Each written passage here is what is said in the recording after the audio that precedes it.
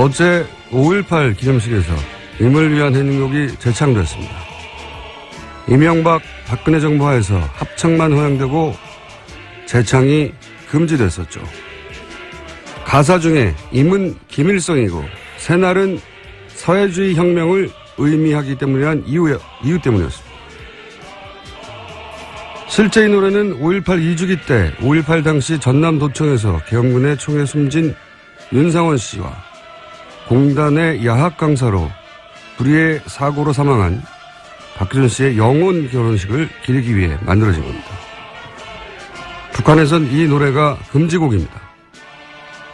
이렇게 5.18 배우가 북한이란 날조는 박근혜 정부가 들어서면서 TV조선 5.18 특집에 북한 특수부대 장교 출신이라는 신원미상의 출연자가 5.18 당시 북한 특수군 600명이 땅굴로 침투했고 전남도청은 북한 게릴라가 점령한 것이라는 방송까지 내보내는 황당한 지경에 이릅니다. 지난 겨울 대통령 탄핵을 요구하는 촛불 집회에 군대가 투입되고 헬기에서 기관총을 난사해서 수천 시민들이 광화문에서 죽고 다치는데 그 이유가 박근혜 탄핵을 북한이 조종한 거라서 그랬다고 박근혜 정부가 발표했다. 상상할 수도 없는 일이죠. 그런데 5.18은 언론을 완전히 통제한 계엄군부가 실제로 그런 일을 벌인 겁니다. 그래서 5.18을 기리는 건 진보, 보수의 문제가 전혀 아닌 거죠. 그런 5.18을 두고 37년이 지났건만 여전히 북한을 운운하며 자기 역사조차 똑바로 쳐다보지 못하는 세력이 무슨 보수입니까? 김원준 생각이었습니다. 어제 5.18 기념식은 이 국가 기념식으로는 굉장히 드물게 많이 화제가 됐어요. 네, 네, 많은 사람들이 지켜봤고요. 네. 저도 굳이 그 녹화분을 봤어요. 네. 보셨어요? 네, 화제가 된 장면 때문에 저도 다시 찾아봤습니다. 그러니까요. 라이브로 보진 못했고요. 기념사도 굉장히 명문이었고 뭐 어제 화제가 된 게 많은데 우선 뉴스를 전해주십시오. 예, 관련. 네, 5.18 광주 민주화운동 37주년을 맞아서 역대 최대 규모의 기념식이 열렸습니다. 문재인 대통령은 5.18 민주화운동과 촛불혁명의 정신을 받들겠다면서 5.18 정신을 헌법 전문에 담기 위한 개헌을 추진하겠다고 밝혔습니다. 우선 못 들으신 분들을 위해서 잠깐 핵심 문구를 저희가 들려드리겠습니다. 오늘 5.18 민주화운동 37주년을 맞아 5.18 묘역 개선이 감회가 매우 깊습니다. 5.18 광주가 남긴 아픔과 상처를 간직한 채 오늘을 살고 계시는 유가족과 부상자 여러분께도 깊은 위로의 말씀을 전합니다. 광주의 희생이 있었기에 우리의 민주주의는 버티고 다시 일어설 수 있었습니다. 문재인 정부는 광주 민주화운동의 연장선 위에 서 있습니다. 저는 이 자리에서 다짐합니다. 새 정부는 5.18 민주화운동과 촛불혁명의 정신을 받들어 이 땅의 민주주의를 온전히 복원할 것입니다. 문재인 정부는 국민의 뜻을 받드는 정부가 될 것임을 광주 영령들 앞에서 천명합니다. 원래 이런 그 국가기념식의 기념사항이 재미없거든요. 네. 대략 한 30초 듣고 더 이상 듣기 힘든데 나중에 굉장히 명문이었던 기념사로 아마 남을 것 같아요. 예. 근데 이거보다 더 큰 화제가 된 거는 이제 마지막 부분이었죠. 네. 대통령은 유가족의 추모사를 들으면서 눈물을 흘렸고요. 직접 다가가서 감싸 안으면서 위로를 하기도 했습니다. 다른 것 떠나서 가장 인상적인 장면이 이제 그 본인의 생일이 마침 아버지의 기일인 5.18 당시 태어난 한 유가족이 추도사를 하면서 이제 감정이 격해졌는데 그 장면을 지켜보다가 문재인 대통령이 일어나서 이제 나가고 있는 그 유가족을 다시 불러가지고 안아주는 장면 굉장히 인상적이었어요. 네, 올 거라고 전혀 예상을 못했기 때문에 등을 보이고 나가고 있었는데 다시 돌아가서 대통령과 악수를 하다가 끌어안고 울게 된 거죠. 제가 며칠 전에 이제 일본 위안부 문제에 대해서 이제 국민들이 받아들일 수 없다라고 한 데 대해서 없던 아빠가 생긴 것 같다. 그렇게 느낄 거라고 얘기를 했는데 이 장면이야말로 어떤 그런 국민 아빠로서의 상징적인 장면이었죠. 이런 장면을 보고 만약에 울컥하는 분도 있고 아닌 분도 있겠죠. 근데 울컥하는 분들이 있었다면 그분들은 아마도 지난 정권에서 이제 그만큼 마음을 주고 이제 기댈 곳이 없었던 거죠. 네, 그래서 그런 장면을 울컥하는 거고. 원래 이게 대선처럼 전 국민이 참여하는 전국적인 대규모 선거는 그 지난 정권에서의 결핍, 내가 겪었던 결핍, 그 결핍을 채워준 누군가를 이렇게 찾아 마음을 주는 그런 집단 무의식이 발현되는 과정이군요. 그런 관점에서 이제, 아빠를 찾았던 거죠. 한편으로. 네, 실제로 어제 유가족도 직접 그렇게 이야기했습니다. 김소영 씨였는데 아버지가 안아준 것처럼 따뜻하고 포근했다라는 이야기를 했거든요. 제가 좀 다른 각도에서 그 장면이 인상적이었던 게 뭐냐면 이게 이제 그날의 장면을 보면 아 이건 사전에 약속이 된 게 아니었나 보다. 이거 금방 알 수 있잖아요. 그 유가족도 끝나고 그냥 막 걸어가고 있었고 뭐 걸어가던 사람을 경호원이 뒤에서 누가 온다 뒤에서 이렇게 누가 시그널을 온다고. 보냈죠. 그래서 문재인 대통령이 불러 세워서 이제 안아주고 하는 장면인데 그 장면에 제가 인상적이었던 거는 원래 공식 행사장에 이렇게 만 명 단위가 모였잖아요. 공식 행사 정부 행사장은 항상 엄숙하고 그다음에 비장하고 경직되고 그다음에 이제 포맷이 굉장히 중요하죠. 격식이 잘 갖춰져 있고.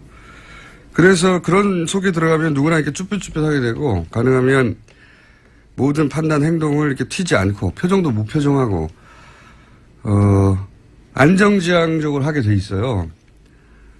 근데 이게 사실 식순에 없는 돌발 행동을 한 거란 말이지 대통령이. 그렇잖아요. 제가 보고 그 장면이 좀 유난히 인상적이었던 건 뭐냐면 대통령 문재인하고 자연인 문재인의 구분이 그때 없어진 거거든요. 순간적으로. 제가 보기엔 이게 현재까지 문재인 정부 국정 지지도가 이제 계속 상승하게 만들고 있는 본질이에요. 뭐냐면은 자연인으로서 문재인 품성과 품성이 이제 대통령으로서 요구되는 여러 가지 상징적 자질이 있잖아요. 그런 품성이 그런 대통령으로서 요구되는 자질로 막 드러나는 거죠. 그때 사람들 마음이 움직이는 거고 울컥하게 되는 건데 그렇기 때문에 제가 보기에는 야당이 이런 식으로 문재인 정부가 계속 가면 문재인 정부를 상대로 싸우기가 쉽지 않다. 마음을 너무 뺏어가고 있어요 지금. 예. 그런 자연인 문재인과 대통령 문재인이 합쳐서 만들어지는 여하간 인상적인. 네, 자기가 서 있는 자리에서 무엇을 해야 하는지 가장 잘 아는 모습으로 보였습니다. 근데 그게 이제 보통은 이제 대통령이라고 하는 자리에서 이런 큰 행사를 가면 사전 각본에 대해서 움직이는데 그게 없다는 거죠. 예. 그래서 문재인 대통령 상대하기 좀 어렵겠다 야당이 그런 생각이 듭니다. 자, 하여튼 못 보신 분들은 영상을 보시면 인상적인 장면이 좀 나옵니다. 다음 뉴스는요. 네, 이른바 돈봉투 만찬과 관련해서 이영렬 서울중앙지검장과 안태근 법무부 검찰국장에 대한 대대적인 감찰이 시작됐습니다. 어제 이 두 사람은 사의를 표명했는데요. 청와대에서 받아들이지 않았습니다. 징계 여부가 확정돼야지만 받겠다라는 겁니다. 그렇군요.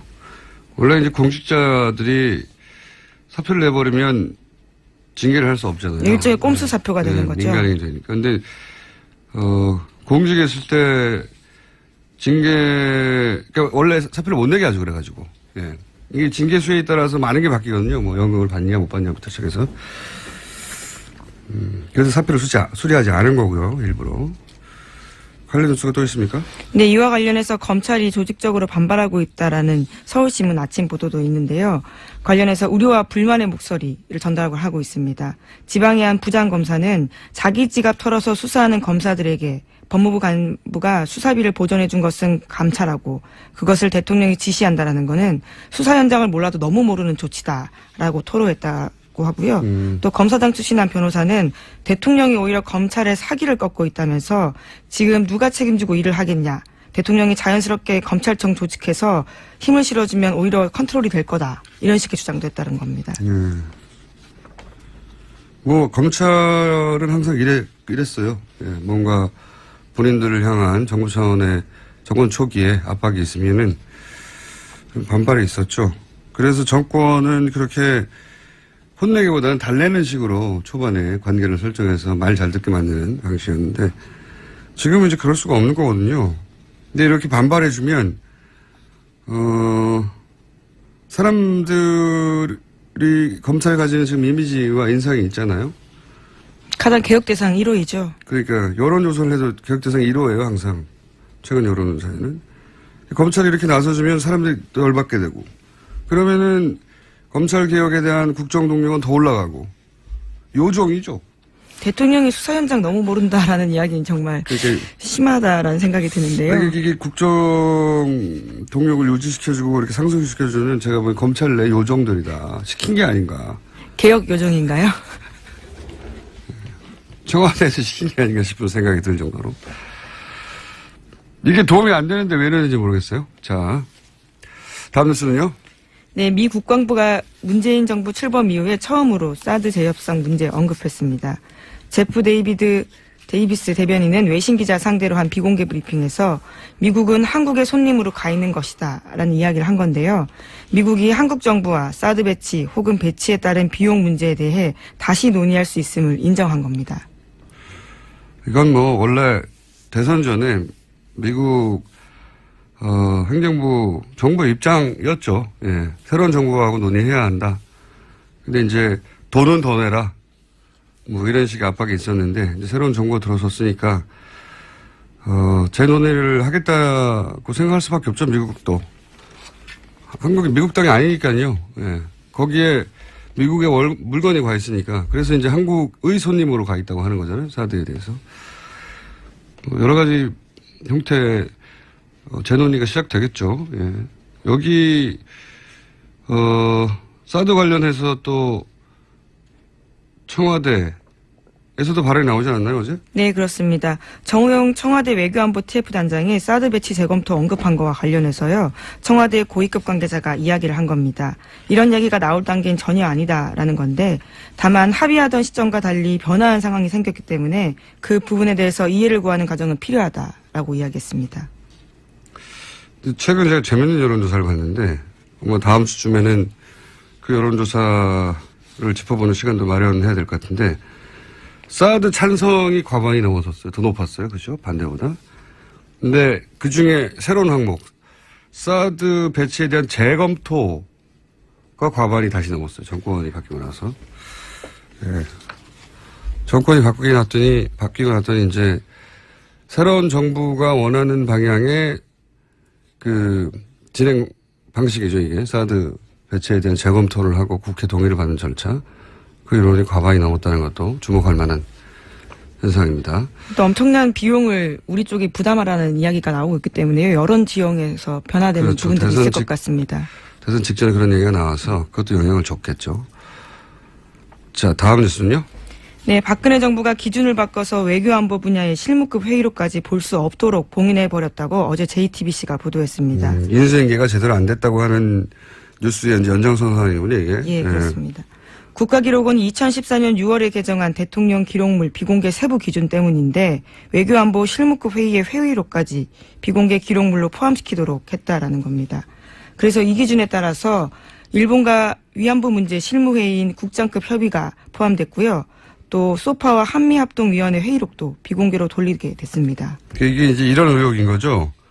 위안부 협상과 사드 협상을 하고 나서 이 도대체 협상 과정에서 무슨 얘기가 오갔는지를 보지 못하게 하려고 법을 개정했다는 거죠. 대통령 기록물. 그렇죠. 실무급 회의로까지도 못 보게 세부적으로. 그래서 사드와 위안부 문제를 어떻게 협상했는지 무슨 말이 오갔는지를 볼 수 없게 된 겁니다. 예. 그런 내용입니다. 그런 회의를 하고 나서 그 회의록이 문제가 될 수 있다고 생각한 건지 그런 실무 회의까지 다 비공개로 만들어서 지금 볼 수 없게 만들었다. 이게 저는 우연이 아니라고 보는 게 그러니까 이런 법을 개정한 것이 물론 뭐 이 법을 개정한 것은 이거와 상관없다고 말하겠죠. 당연히 한 달 후에 됐는데 위안부 관련해서 정보 공개 소송을 벌였어요. 네, 제 그렇죠. 기억으로는 그죠? 그런데 그래서 법원에서 일부 공개하라는 판결이 났어요. 네, 그죠? 지난 1월에 이겼습니다. 그래서 외교부가 법원의 명령에 따라서 왜냐면 법원이 공개하라고 했으니까요. 일부를 공개하라고 해서 이겼는데 외교부가 공개 안 했어요. 공개 안 하고 거꾸로 항소를 했습니다. 다시. 네, 여전히 다투고 있는 중입니다. 그러니까 이 문제 위안부 협상과 관련해서는 국민들이 알면 대단히 열받을 혹은 정부에 대해서 대단히 치명적인 내용이 들어서 그런 거 아닐까라고 추정할 수밖에 없는 정황들인 거죠. 이런 게. 알겠습니다. 다음 뉴스는요. 네, SBS 플러스가 일베에서 합성한 것으로 추정되는 타임지 표지 그림을 방송에 내보냈습니다. 또 그런 일이 있었나요? 네, 시사주간지 타임지 표지에 대한 아이템을 다루다가 나온 일인데요. 노무현 전 대통령의 타임지 표지에는 타임지 원래 문구에는 헬로 미스터 노, 그러니까 안녕 미스터 노가 쓰여 있었는데 대신에 고투 헬 미스터 노, 지옥에 가라라는 내용이 들어 있었습니다. 뿐만 아니라 실제 문구인 한국의 새 대통령이라는 영어 문구 대신에요. 새 시체라는 문구가 들어가 있었습니다. 영어로. 예. 참 이상한 뉴스예요, 이게. SBS 뉴스나 SBS 뭐 관련 보도 프로그램에서 이렇게 소위 일베 이미지, 노무현 대통령을 모욕하는 기존 사진에 살짝 글자만 바꾼다든가, 배경 속에. 이런 게 여러 번 있었거든요. 근데 실수라기는 너무 잦고, 뭐 지금도 실수라고 하긴 하는데, 실수라고 말할 수밖에 없겠죠. 왜냐하면 회사 차원에서 의도를 가지고 이런 말이 안 되는 일을 할 수는 없겠죠. 더군다나 정권 초기에. 그래서 이게 시스템 내부에 누군가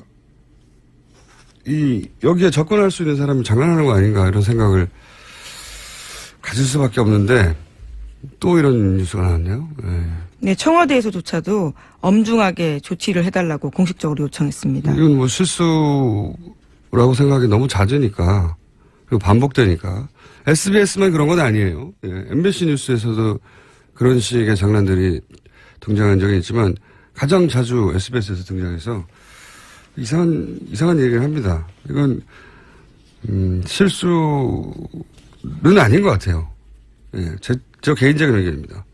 그 회사 차원에서 어떻게 했다. 그러니까 SBS라는 회사에 대해서 문제 제기를 직접적으로 무슨 정치적 의도가 있는 거 아니냐. 그러기에도 뭐 이득이 없잖아요. 회사한테는 아무런.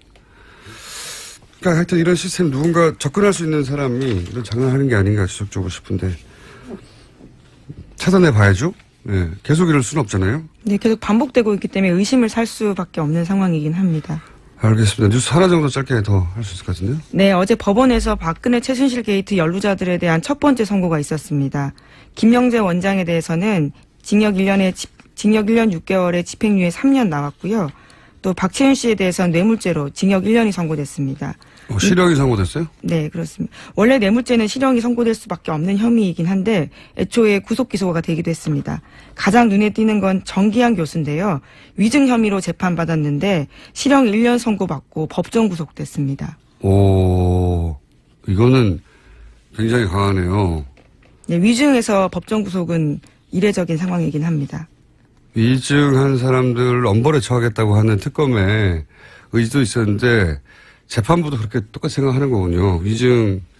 다른 거 없이 위증 혐의 하나였지 않나요? 예, 다른 위증한 이임순 교수도 있긴 했었는데 거기는 재판 과정에서 반성한다라는 취지의 이야기들을 여러 차례 해서 집행유예가 나왔습니다. 그런데 정기한 교수는 반성의 기미가 보이지 않는다면서 재판부가 그렇게 판단한 겁니다. 위증으로 실형 1년 산 케이스가 과거에는 없었던 것 같은데요. 눈에 띕니다. 네. 엄벌에 처하겠다는 위증하지 말라는 얘기네요, 앞으로. 네. 그리고 짧게 특검이 지명됐어요, 미국에서. 네. 굉장히 익숙한 장면들이 자꾸 나오고 있습니다. 트럼프 대통령 취임할 때, 탄핵하는 거 아닌가요? 이런 이야기를 한 적이 있는데, 예.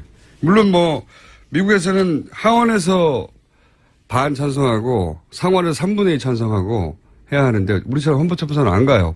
그렇게만 되면 끝인데, 지금 상하원이 공화당이 다수거든요. 그렇죠. 네. 그래서 공화당의 의원 일부, 우리로 치면 바른정당에 가 있는 분들처럼 일부가 찬성해야 하긴 하는데, 그래서 어려운 일이긴 하는데, 근데 공화당에서도 이제 요즘 이거 탄핵 가야 된다고 하는 사람들이 생겨나고 있으니까요.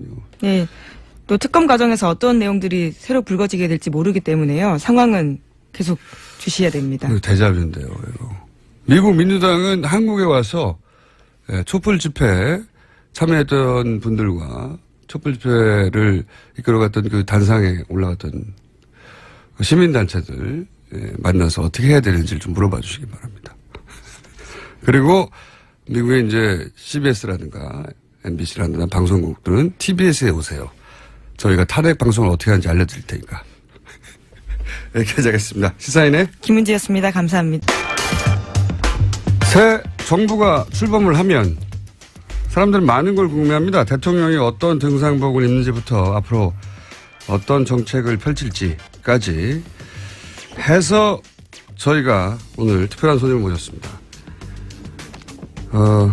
문재인 정부는 특히나 노무현 정부의 공 혹은 과 모두를 발전적으로 계승하겠다고 하는 상황이기 때문에 특별히 모신 손님, 노무현 정부의 마지막 청와대 정책실장이었고, 그리고 문재인 대통령의 정책 교사 역할을 한 성경용, 이름 굉장히 발음하기 어렵습니다. 성경용 한림대 교수 나오셨습니다. 안녕하십니까? 네, 안녕하십니까? 이름이 정말 어렵습니다. 발음하기. 성경용. 네, 좀 그렇습니다. 예. 제가 구글 검색하면은 그 이름은 세계에서 하나밖에 없습니다. 그래요? 네. 좋은 이름이네요. 그렇다고 말이죠. 성경용. 예. 어린 시절부터 이름 때문에 이런저런 에피소드 많습니다. 그 중에 재밌는 거 하나만 알려주세요.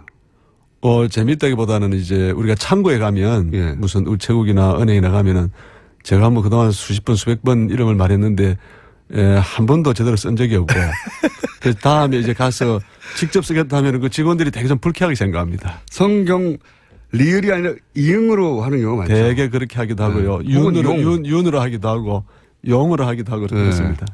류웅입니다. 류웅. 리을 유웅. 자, 이 이름을 기억해 두시는 게 좋지 않을까 싶어서 제가 굳이 이름을 계속 말씀드리는 거고요.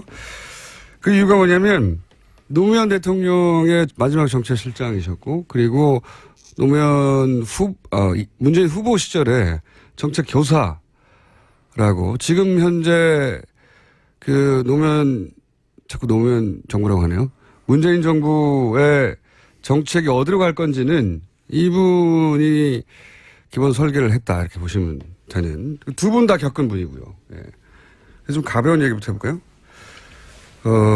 노무현, 문재인 두 분 다 겪으신 분으로 두 분의 같은 점 혹은 뭐 차이점을 단점 위주로 공통점이 많은 분들이죠. 네. 제가 이제 언론 기사를 봤더니 예. 아마 문재인 대통령께서 처음 고시 합격하고 변호사를 하기 위해서 부산을 이제 찾았는데 예. 그때 아마 노무현 변호사 사무실로 이제 갔답니다. 예. 그래서 면접을 했는데 노무현 당시 변호사가 문재인 초짜 변호사를 면접을 했대요? 그렇습니다. 면접을 했는데 이제 걱정을 했대요, 사무실에서. 지금 뭐 이렇게 경제적으로 넉넉한 사무실이 아니기 때문에 네. 이렇게 아주 우수한 변호사가 와서 여기서 차석이었을까? 그렇습니다. 예. 그랬는데 인터뷰하고 나서 그 사무장이 그렇게 했대요. 뭐 금전적인 문제는 걱정할 필요가 없는 것 같다고. 왜 그러냐 했더니 노변이나 문변이 다 같은 과이기 때문에 같은 과다. 이분은 무슨 돈을 추구하는 사람이 아니고 뭔가 정의를 추구하고 어려운 사람들을 돕는 그런 이 분이기 때문에. 그러면 사무장이 맺어준 인연입니까? 그렇지 않겠죠. 그거야 이제 다른 분 소개를 받고 해서 언제 오셨는데, 사무장이 저는 아주 그 두 분을 잘 봤다고 봅니다. 제가 볼 때도, 여러 가지 이제 공통점을 말할 수 있는데, 이분들은 두 분 다 이제 굉장히 어려운 그 가정 환경에 자랐는데, 자라면서 약자들의 어떤, 어려움, 고통, 한, 이런 걸 아주 뭐 본인 스스로 다 체험하셨고, 성장하는 과정에서 어려운 가정에서 자란 사람들은, 사람이 우수하면은 대개 자기가 거기서 탈출하려고 하지, 내가 그 속에 일원이 돼서 끝까지 내가 학생운동, 시민운동, 또 정치 활동을 통해서 그분들의 어려운 사람들의 사정을 같이 풀려고 하는 경우가 드물지 않습니까? 저는 가장 두 분의 중요한 공통점이, 두 분 다 어려웠고, 그런데 각자만 탈출해서 내가 잘 살겠다 하지 않은, 그래서 사적 존재에서 공적 존재로 성장하고 그것이 대통령이 되는, 저는 그런 과정을 거치지 않았나 생각합니다. 역시 뭔가 좀 다르게 설명하시네요. 그렇군요.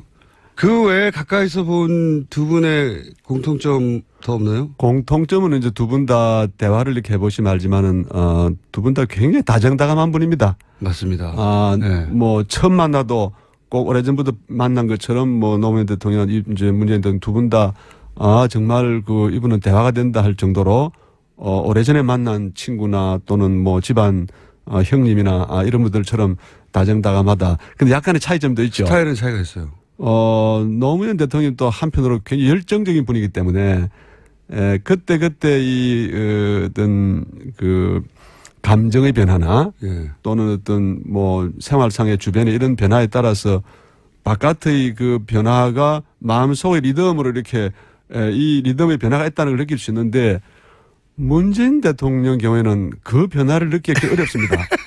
그래서 저는 예전에 같이 동의합니다.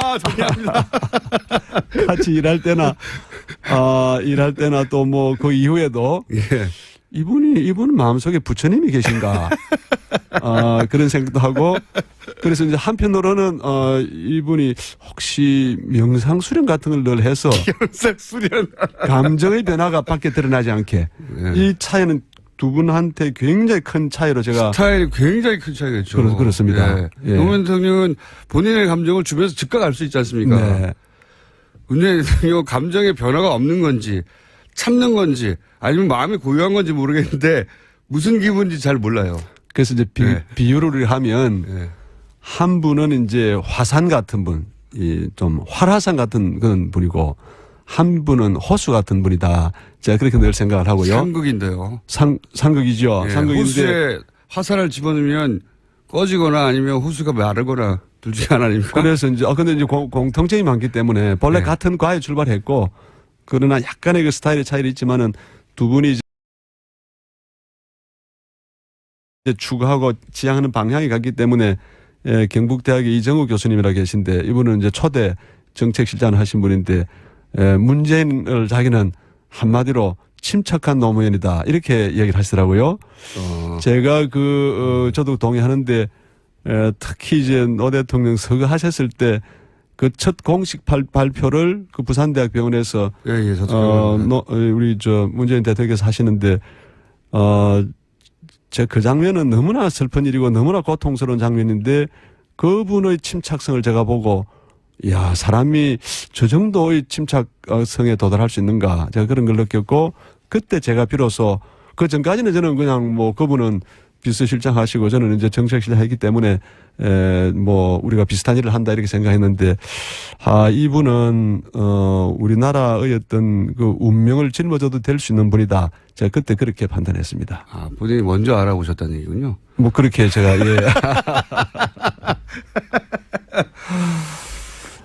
노무현 대통령과 문재인 당시 비서실장 두 분이 싸우거나 그런 적은 없어요? 그렇지 않습니다. 두 분이 이제 뭐 아까 제가 말씀드렸듯이 지향하는 바가 갖고 하기 때문에, 오히려 노무현 대통령이 그렇게 말씀하지 않았습니까? 저 사람은 노무현의 친구가 아니고 내가 문재인의 친구다라고 할 정도로 마음속으로 서로 깊이 이해하고 존중하고 막 그런, 우리는 팀이고 제가 좀 보기에도 좀 부러울 정도로 저 두 분은 마음의 친구다, 또 영혼의 친구다. 저는 그렇게 늘 생각합니다. 그렇군요. 자, 그러면 두 분과 그 노무현 대통령과의 인연은 어떻게 시작되신 겁니까? 저는 개인적으로 2002년에 이제 대선이 진행이 될 때, 그때는 그 경선을 좀 빨리 했습니다. 2002년 아마 3월쯤 했을 텐데, 그러고는 이제 이분은 아까 제가 화산 같은 분이라 했는데, 이제 말을 막 그냥 자기 뜻대로 그냥 합니다. 자유롭게 합니다. 노무현에 대한 학자를 하시면 참 잘하실 분인데, 어떤 대중 정치인인데 말을 함부로 이렇게 막 때로는 하고 하니까, 이게 여론이 춤을 췄죠. 예. 그래서 2002년 6월쯤 되면은 한 14%, 15%의 지지율이 떨어지고 그때 이제 후단협 50% 이상 올라갔다가 확 떨어졌어요. 그렇습니다. 예. 후단협 이런 분들이 이제 우리 후보 할 수 없다고 해서 후단협이 만들어졌고. 예, 그래서 굉장히 그 당시에 위기 상황이었는데 그때 우리 학자들이 한 10여 분 이분을 도와드려야 된다. 위기 상황에서. 네, 이분은 공당의 그 공식 후보로 선출된 분인데 이런 분을 외면한다거나 이런 분이 나중에 한번 이렇게 그 대결해서 한 30% 정도라도 이렇게 얻고 저야 다음을 기약할 수 있지 이런 상태로는 우리가 안 된다 해서 그때 마치 좀 독립운동하는 기분으로 참여했습니다. 가장 어려울 때 합류하셨네요. 네, 그런 인연이 있고 우리 문재인 대통령하고 인연은 우리가 이제 11월쯤 그해 11월쯤 돼서 이제 우리 그 전국의 교수들이 노무현 후보를 돕자 해서 부산 민주공원이라는 곳에서 이제 행사를 했습니다. 교수들 우리 이제 지지하는 모임을 했는데 그때 부산시당 선대위원장 자격으로 우리 교수들이 이제 격려 말씀하시려고 왔어요. 저는 그때 처음 봤는데 느낌이 좀 뭐랄까요? 좀 약간 시골 농부 같은 스타일? 시골 농부. 이웃집에 당시 문재인 시당위원장이 공동시당위원장이었죠.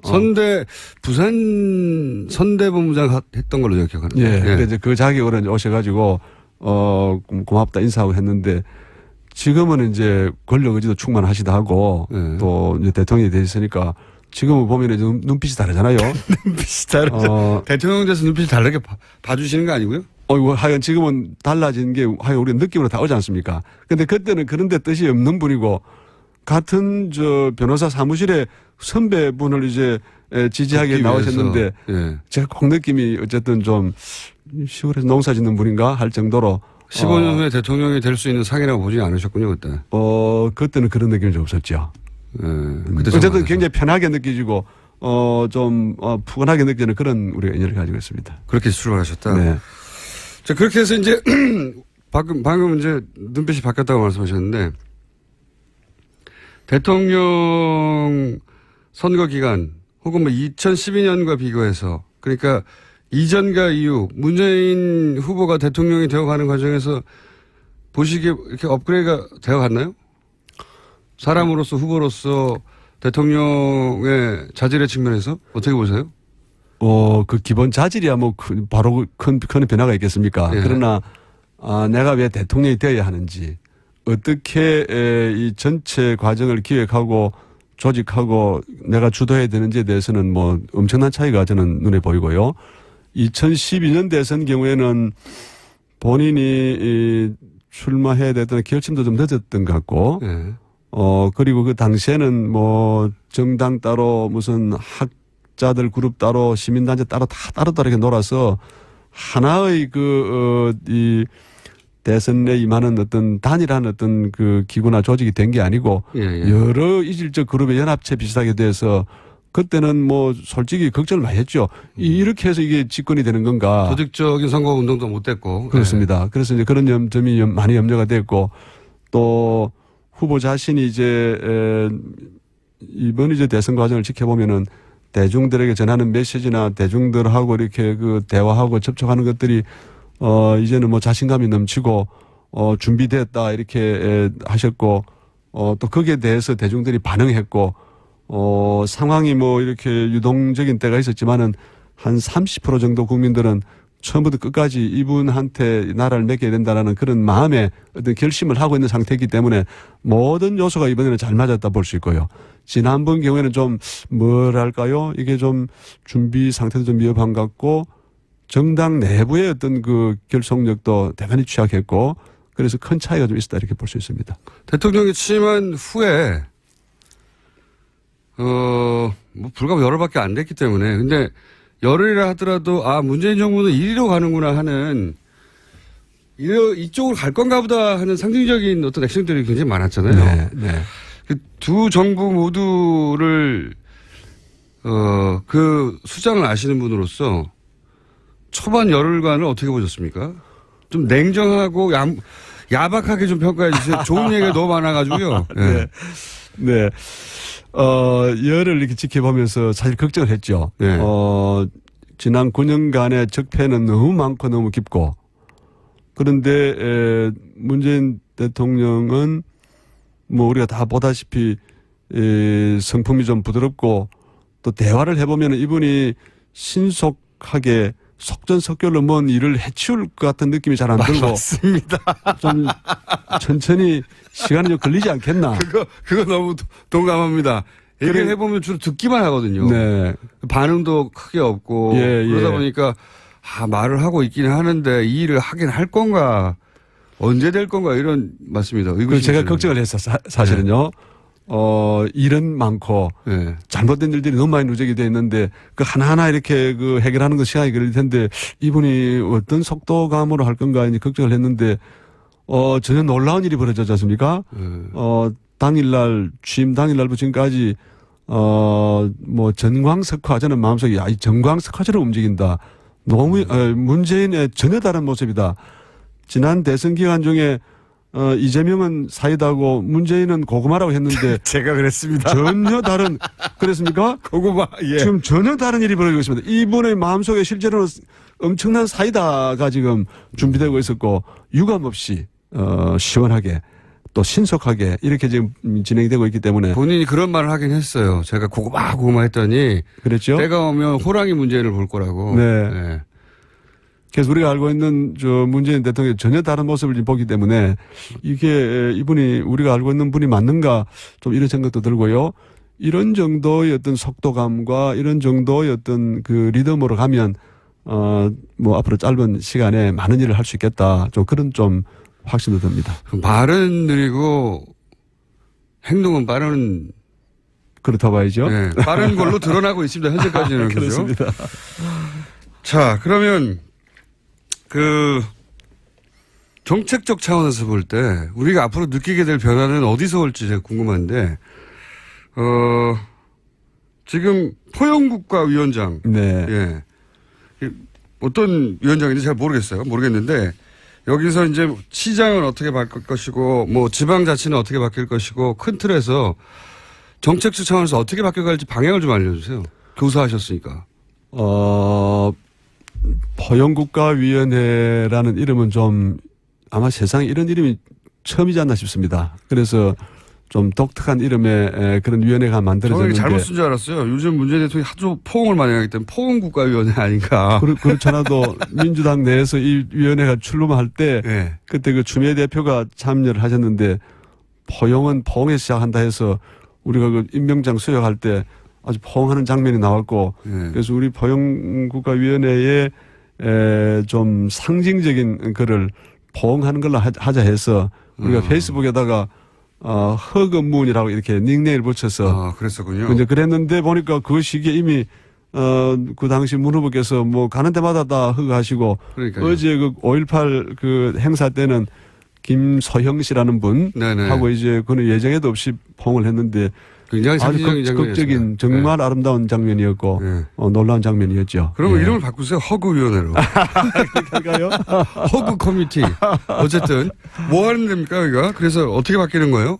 그래서 이제 저희가 그런 이름을 사용한 거는 우리 이제 역사적으로 민주주의가 발전하고 시장 경제가 발전해온 과정을 보면 소수가 지배하고 이게 소수가 독점하는 데서부터 다수가 정치에 참여하고 다수가 시장 경제의 주역으로 바뀌는 그런 흐름을 이제 점점. 지나왔는데 우리 이거를 포용성이 확대되는 과정을 보는 거죠.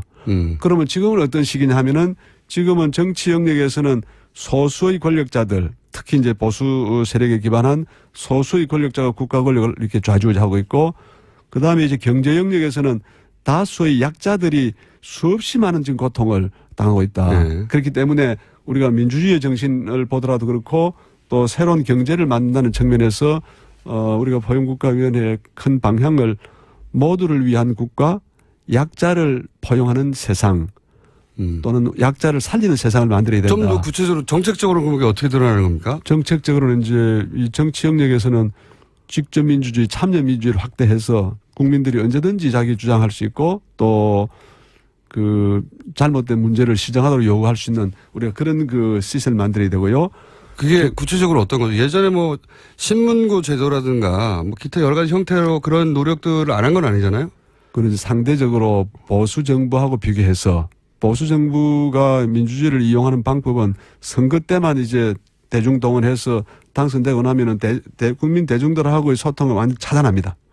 그래서 소수의 그 권력자들이 자기들이 이제 밀실에서 이제 협상하고 해서 그렇기 때문에 어떤 정치 권력이 들어서느냐에 따라서 민주주의가 개방적, 포용적으로 활용될 수도 있고 폐쇄적으로 갈 수도 있는데 지금은 지난 한 9년 동안 대단히 이 민주주의 영역, 정치 영역이 폐쇄적으로 됐고 소수 권력자 집단들이 이거를 좌지우지했기 때문에 탄핵 사태 같은 게 오지 않았겠습니까? 그래서 이제 최대한 국민들의 참여를 확대하는데 그 방법으로서는 뭐 예를 들어 직접 민주주의를 더 이제 뭐 국민 투표라든지 국민 제안이라든지 이런 걸 더 확대해야 되는 건 물론이고 소환 제도라든지 이 사이버 인터넷을 통해서 온라인을 통해서 다양한 제안이 이루어지고 또 그거를 정부나 정당에서 그거를 상시화해서 의견을 수렴하는 이런 방향으로 알겠습니다. 크게 열어야 되고요.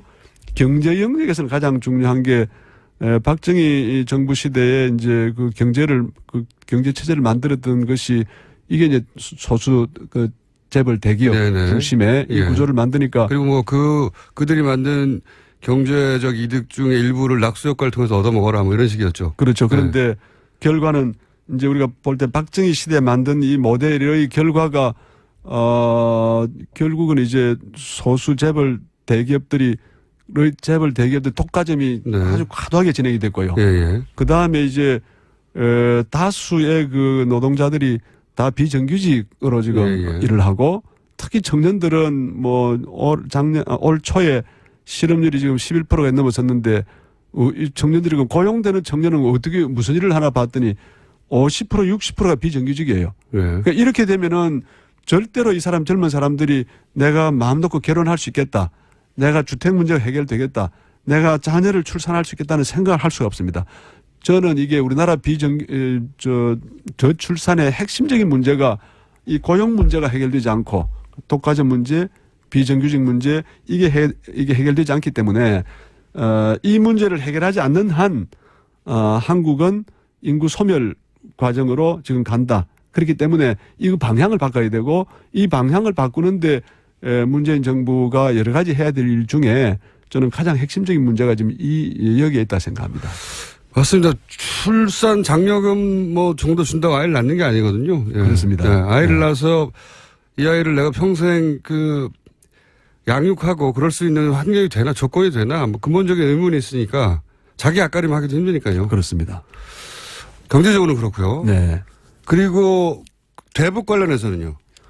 대북 관련해서는 이제 그 민주정부의 경우에는 김대중 정부부터 시작해서 북한에 대해서 한편으로는 안보적 측면에서 대응하고 다른 한편으로는 평화적 측면에서 대북 포용 정책을 채택했죠. 그래서 6.15 정상회담도 했고 또 노무현 정부에 와서는 이제 14 정상회담도 했고 그렇기 때문에 저는 어느 한쪽의 어떤 우리가 접근을 해서는 안 된다. 그래서 현실이 북한이 이제 미사일과 핵을 개발하는 게 현실이기 때문에 강력한 안보 기반의 평화노선 두 가지를 다 하는데 출발은 강한 안보에 기반한 그런 출발을 해서 점진적으로 평화의 문을 여는 이 방향으로 나가면 그럼 우리가 국내 정치와 국내 사회 경제 영역에서 포용성을 최대한 확대하는 정책을 취하고 그래서 수많은 약자들, 수많은 국민 대중들의 삶을 개선하고 그래서 이제 포용 이제 국가가 되는 것이고 북한에 대해서도 안보의 단계를 거쳐서 이 전향적으로 포용 정책을 통해서 그렇게 해서 길을 열지 않으면 한반도의 안보는 더 저는 위험해진다. 그리고 그럴수록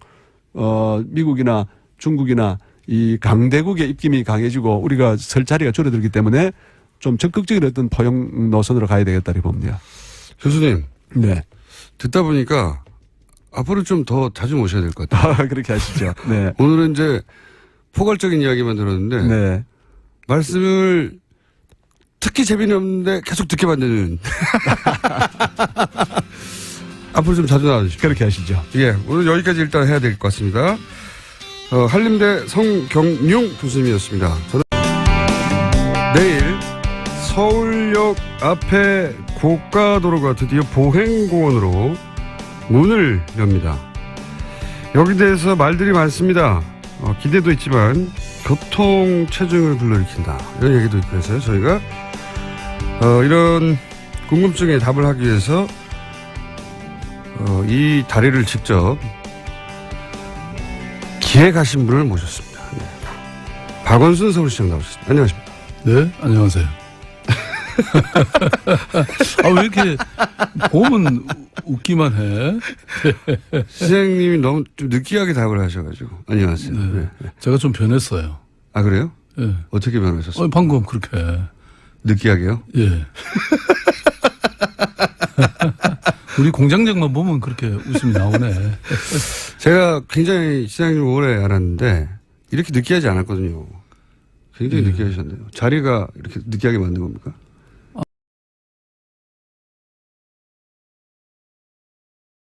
아니, 본래 그랬는데. 자, 오늘 네. 관과로 나오셨습니다. 관과로. 이 보행공원 이게 제가 그건 잘 기억은 안 나는데. 네, 아닌가 보네요. 예. 어쨌든. 남의 아이디어를 지난번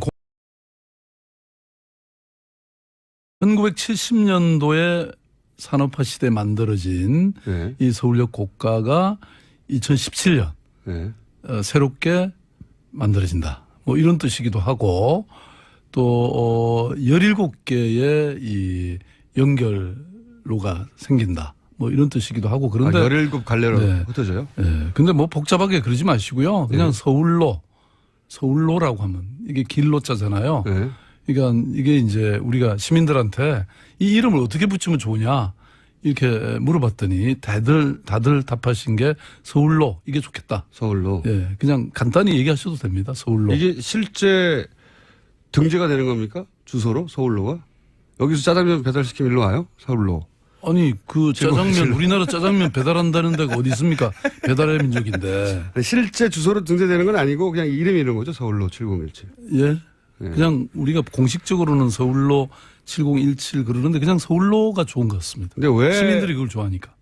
왜 이 고가를 없애지 않고 애초에 이걸 만들어야 되겠다고 생각하신 거예요? 본래 이 서울로 7017 서울역 고가가 1970년도에 만들어졌으니까 오래됐잖아요. 네. 그래서 이제 D 등급 이제 노하고. 안전도에 있어서 그 정도면 이제 철거를 해야 되는 상황입니다. 어차피. 그렇죠. 예. 그러니까요. 철거를 근데 이왕 철거하는 것보다는 이런 방식으로 한번 재생해 보자. 요새 재생이 화두잖아요. 그래서 우리가 다시 고쳐 쓰는 방법을 한번 고민해 보자. 이렇게 시작된 게 서울로 아이디어고 그리고 새로 짓는 것보다는 돈도 훨씬 적게 들고 또 무엇보다도 서울시는 지금 어떻게 하든 걸어서 다닐 수 있는 그런 이 보행 도시를 만들자. 이게 이제 큰 지금 컨셉이죠. 이제 그래서 만들어진 거죠. 제가 이거 처음 발표됐을 때 그 뉴욕에 이름은 생각 안 나는데 왜 뉴욕에 철길을 이런 네, 식으로 맞아요. 네. 하이라인이라고 있죠. 네. 근데 거기뿐만 아니고 파리도 있고 요새 전 세계가 이런 게 하나의 트렌드입니다. 베끼신 거구나. 뺏긴 뭐 좋은 거는 뺏겨야지 뭐든지. 제가 뺏기는데 능수입니다. 근데 이 교통체증을 유발한다고 하는 말들이 있어요. 실제로 네. 그렇습니까? 아니면 유발이 본래보다는 아무래도 조금 더 막히게 되죠. 왜냐하면 이 자동차 도로로 사용되던 것을 폐쇄를 했으니까 그리고 사람이 다니는 길로 만들었으니까 자동차 길이 좁아진 거 아닙니까? 조금. 그만큼은 없어진 거죠. 네.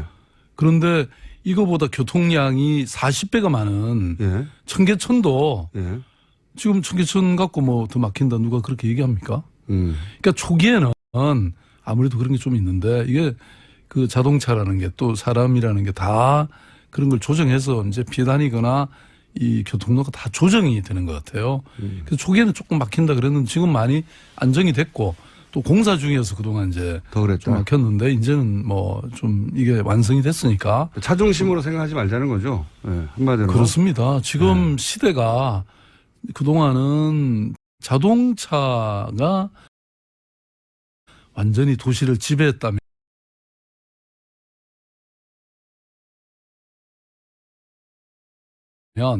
이제 앞으로는 사람이 좀 걸어다니고 사람이 숨쉬고 그런 도시로 만들자. 이제 이게 뭐 중요한 뭐 세계적인 흐름이고 지금 뭐 제가 보니까 파리 그 왜 이 저 세너강 주변에 네. 고속도로를 그냥 없애버렸어요. 그런데 못 들어오게 하기도 어떤 도시는 아예. 아니 아예 그렇죠. 네. 뭐 스페인인가는 아예 못 들어오게 한 도시도 있고 예. 그다음에 런던은 이 외곽에서 시내로 들어오는 모든 곳에 통행료를 받아가지고 아주 비싸게 예. 도시로 그래서 못 못 들어오게 한다든지. 차량이. 그래서 이제 이렇게 되면 사람이 걷게 되잖아요.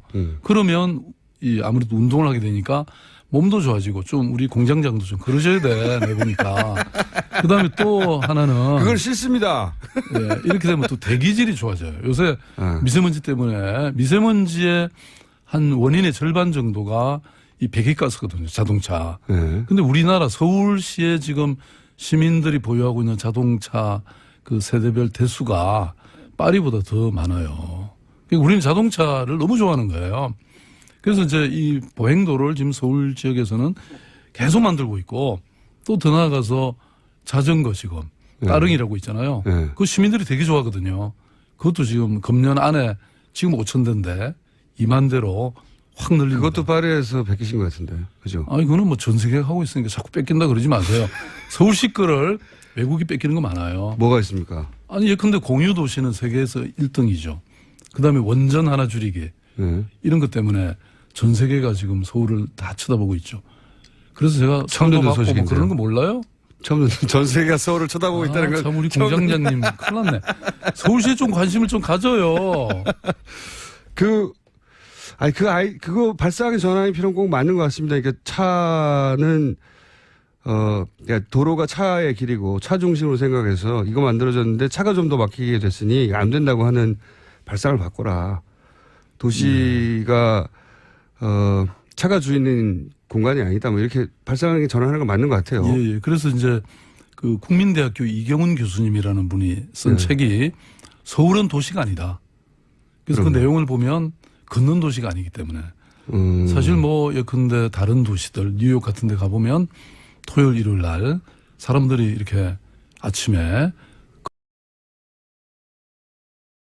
걷습니다. 강아지 데리고. 그리고 아이 쇼핑도 하고 아니면 동네 카페 가서 이렇게 커피 한잔 하면서 그날 하루 또 주변 동네 사람들과 얘기도 나누는 일들이 일상의 삶이잖아요. 근데 우리는 뭐 자동차만 쌩 타고 왔다 갔다 하고 주변에 이웃도 안 만나고 그러면 가게도 안 들르고 그러니까 동네 경제가 이게 또 어려워지는 거죠. 그러니까 걸어다니면 굉장히 생기는 게 많습니다. 시장님, 약간 설득되려고 그래요. 네. 이거는요. 왜 다리가 높고 그러다 보니까 원래 좋은 뜻으로 만든 구조물에서 나쁜 일이 생기기도 하잖아요. 뭐 사람이 추락한다든지. 그런 뭐. 거 저희들 그 생각보다는 많은 걸 고민했습니다. 그러니까 그럴 일이 생길 수 있죠. 네. 그런데 그래서 이제 본래는 규정이 1.2m만 하게 돼 있는데 저희들 1.4m까지 높였어요. 그리고 CCTV 곳곳 설치되어 있고 또 계속 사람들 순찰 돌고. 순찰 돕니까? 네. 자원봉사자들도 있고 뭐 그래서 아무튼 그런 거는 이제 화장실이 없다고 하는 것 같던데. 화장실도 뭐 여러 개 만들었습니다. 다리 위에요? 그리고 인근에 지금 뭐 땅값이 너무 올라가고 그게 걱정이에요 또. 땅값이 올라.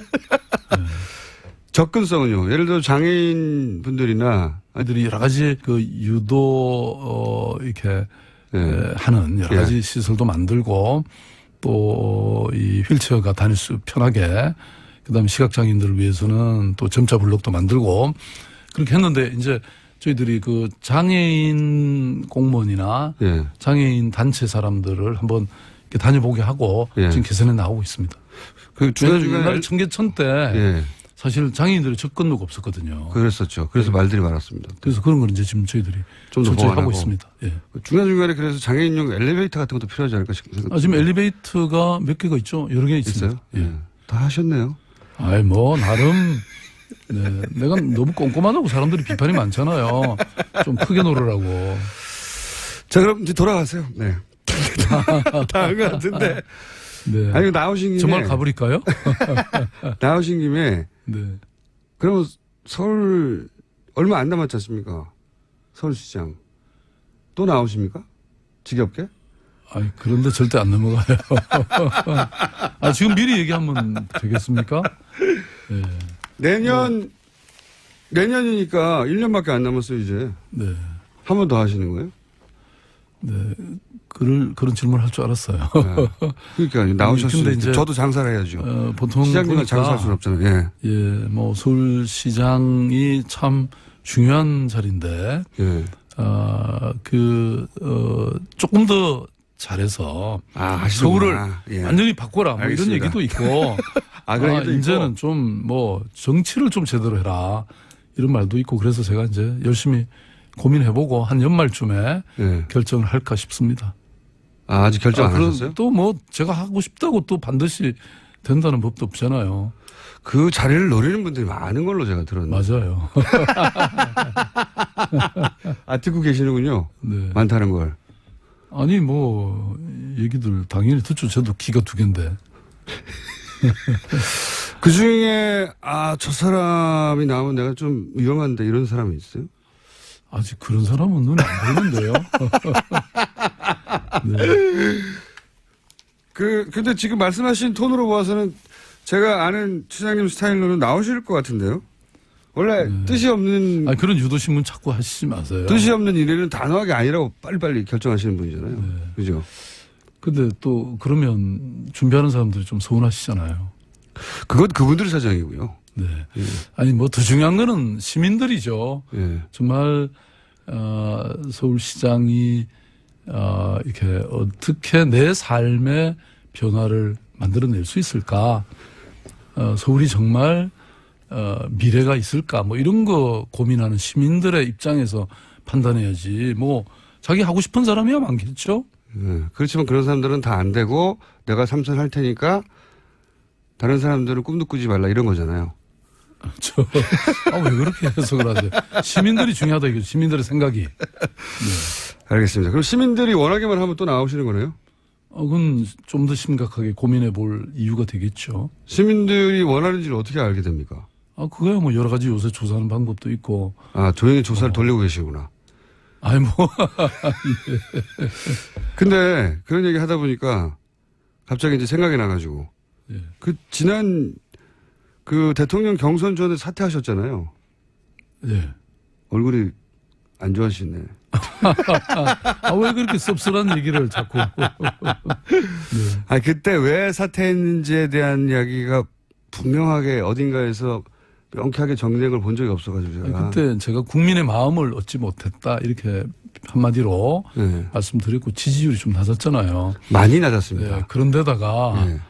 아니 제가 그때는 서울시장이 사실 1년 6개월이나 남아있던 그런 시기여서 사실 제가 그런 생각을 하면서도 이건 좀 아니다 속으로 그런 생각이 많이 들었고 그래서 서울시장 일을 잘 마무리하는 게 중요하겠다. 지지율이 높았으면 그런 생각 안 하셨겠죠. 그럼요. 아주 높았다면. 네. 근데 중간에 그러니까 초반에 확 관두셨잖아요. 확 예기치 않게. 네. 결정적인 이유가 있나요? 제가 보니까 이번에는 네. 뭐 어렵겠다 이런 판단을 했죠. 어렵게 만드는데 본인이 스스로 하신 말들이 큰 역할을 했지 않습니까? 뭐 그런 뭐 원인은 내가 잘 모르겠지만 어쨌든 약 올리고 준비가 좀 더 필요하고 네. 제가 뭐 서울시장 정말 주라고 하느라고 그런 준비 못했더라고요. 대통령 후보로서 내가 준비가 안 됐다는 생각을 했어요. 그런 생각을 확실히 했죠. 어느 순간에? 네. 그래서 메시지 관리 좀 안 그러니까 됐다 이런 생각 안 하셨어요? 일을 잘하면 네. 뭐가 되겠거니 그런 생각했는데 일 잘한다고 되는 건 아니더라고요. 아, 일을 열심히 정치라는 해서. 것은 또 다른 영역이다 이런 생각을 했죠. 그때요. 네. 그러니까 서울시장으로 성과를 열심히 보여주면 사람들이 이걸 평가해주고 바로 자연스럽게 후보로 이어질 줄 알았는데 그게 아니었더라. 네, 뭐 그런 점도 있었죠. 그걸 어느 순간 깨달으셨어요? 아, 지지율이 안 오르니까. 네. 아니, 서울시장으로서는 그 당시도 뭐, 어느 조사에 따르면 네. 우호감이 56%인가 뭐 그랬대요. 조사 개요는요? 그래서 아, 시민들이 서울시장 좀 더 하라고 하는구나. 그렇게 빨리 판단하고. 처음에는 후회 안 하셨어요? 그리고 그렇게 사퇴하고 나서? 아니, 그만두니까 사람들이 진짜 잘했다고 막 전국에서 그때 지지율이 팍 오른 것 같아요. 이게. 네. 그러니까요. 그 잠재적인 그 예비 후보였을 때만 하더라도 막 이렇게 공격을 당하다가 그래서 그때 왜 한편은 좀 의기소침하신 걸로 제가 그러셨죠. 그렇죠. 의기소침하죠. 지지도가 없으면. 그것도 그렇고 이제 사퇴하고 나서 아, 사람들이 나를 정치인으로 원하지 않나 보다 이런 생각도 하셨죠. 아니, 그건 아니고 정치인으로 내가 모자라는구나 많이. 네. 그런 생각을 했죠. 그러면서 아, 정치인으로 나는 끝났나 보다 이렇게까지 생각 안 하셨어요? 아이고, 왜 끝나기는 또. 그리고 나서 근데 한 1, 2주 있다가 사람들이 나를 버린 게 아니네 이거 확인하시지 않았어요? 버렸다고 생각지는 않았고요. 이제 훨씬 더 사람들이 저를 많이 평가해주고, 그러니까 당신이 아니기 때문에 우리가 지지 안 한 게 아니다. 예? 충분히 자격이 있지만 이번은 아니다 이렇게들 보신 것 같아요. 왜냐하면 그 후에 굉장히 격려들 많이 하셨죠. 어제 광주 5.18 행사 갔을 때도 예. 제가 박수를 엄청 많이 받았습니다. 다들 본인이 제일 많이 받았다고 하기 아, 그래요? 때문에. 예. 네. 아, 요즘 인기가 오르신 건 확실해요. 사실 제가 느끼기에도. 근데 뭐 못 받아도 이게 저는 지금까지 제가 별로 실패해 본 적이 없어가지고 이번에 아주 네, 그런 과정을 통해서 다시 한번 잘해라. 다시 한번 제대로 공부해라. 단련을 좀 하라는 그런 계기로 그럼 단련을 주신 것 같아요. 단련을 끝낸 다음에는 다음 대선에 나오시겠다는. 자꾸 그런 미리 가는 질문 하지 마세요. 그러면 절대로 안 나오실 계획입니까? 왜 자꾸 그런 얘기를 하세요? 사람들이 궁금해하죠 이제. 네. 왜냐하면 이제 5년이나 남은 얘기를 뭘 지금부터 그렇게 하냐 말이에요. 앞으로 5년 후가 어떻게 될지 모르는데. 그렇긴 하죠. 네. 근데 이제 미리미리 준비하셔야죠. 준비는 해야죠. 나오시는구나. 아니 사람이 어떻게 될지 모르니까. 네. 그럼 열흘밖에 안 됐는데 보시기에 열흘 어떻게 보셨어요? 문재인 정부의 열흘? 너무 잘하고 계시잖아요. 배 아프시죠? 너무 잘해서 우리 걱정이야. 너무 자만할까 봐서. 잘 돼야 되는데 끝까지. 그러니까 중요한 것은 시작이 아니고 끝입니다. 예. 그죠? 그 끝을 기다리시는 거죠. 아니. 네, 끝이 잘 돼야죠. 근데 이제 열흘을 이제 평가해 보시면요, 한번. 그러니까 서울시가 공룡이잖아요. 어마어마한 크기지 않습니까? 그러니까 서울시를 운영해 본 경험이라는 게 이게 보통 경험이 아니기 때문에 시장을 해 본 분으로 이제 대한민국을 한 열흘간 운영한 초반에 그 상황들을 보셨을 때, 이건 이렇게 해서 잘한 것 같고, 이거는 준비가 잘 됐네, 혹은, 이건 뭐 이런 평가가 나름대로 있었을 거 아니에요. 전문가의 평가를 제가 들어보고 싶었어요. 큰 규모의, 운영을 해보신 분으로서. 그러니까 이제 인수위원회가 이번에는 없는 정부였지 않습니까? 예. 그래서 사람들이 인수위원회도 없기 때문에 준비할 시간이 없었고 그래서 여러 가지 우왕좌왕할 거다. 그렇죠. 그런 생각을 했는데 우려를 많이 했죠. 오히려 생각보다는 준비가 제대로 돼 있었구나. 이런 생각을 저뿐만 아니라 아마 많은 국민들이 하실 거라고 저는 봅니다. 그래서 잘하고 계신다. 이렇게 저는 생각이 되고요. 근데 이제 그게 뭐 지금 서울시가 했던 일들을 사실 저도 인수위원회 없이 보궐선거 때 그렇죠. 했잖아요. 본인 자랑으로 연결해 주세요. 그렇죠. 네. 그렇게 잘했잖아요. 준비된 사람은 본래 잘하는 나 법인데. 정도밖에 못하는 거다 그게. 아니 나밖에 못할 줄 알았는데. 나밖에 못할 우리 문 대통령도 잘하시더라. 네, 이런 얘기고요. 그런데 이제 또 크게 나오고 있는 정책들이 대부분 다 서울시 겁니다. 서울시를 베낀 거구나. 아니 인천공항공사 딱 하셔가지고 예. 비정규직 정규직 하겠다. 예. 이거는 정말 그 서울시가 이미 네. 지난 5년 동안 서울시와 산하기관에 있는 모든 비정규직을 그죠? 정규직화한 뭐 그게 이미 다 실험이 돼 있기 때문에 아, 그리고 베낀 거군요. 또 잘하시는 게 아니 네. 저도 뺏기는 거 잘한다 그랬잖아요. 잘하는 걸 뺏기는 게 진짜 잘하는 겁니다. 그러니까 아니 우리 사람들까지 다 들고 하셨어요. 제 허락도 안 받고.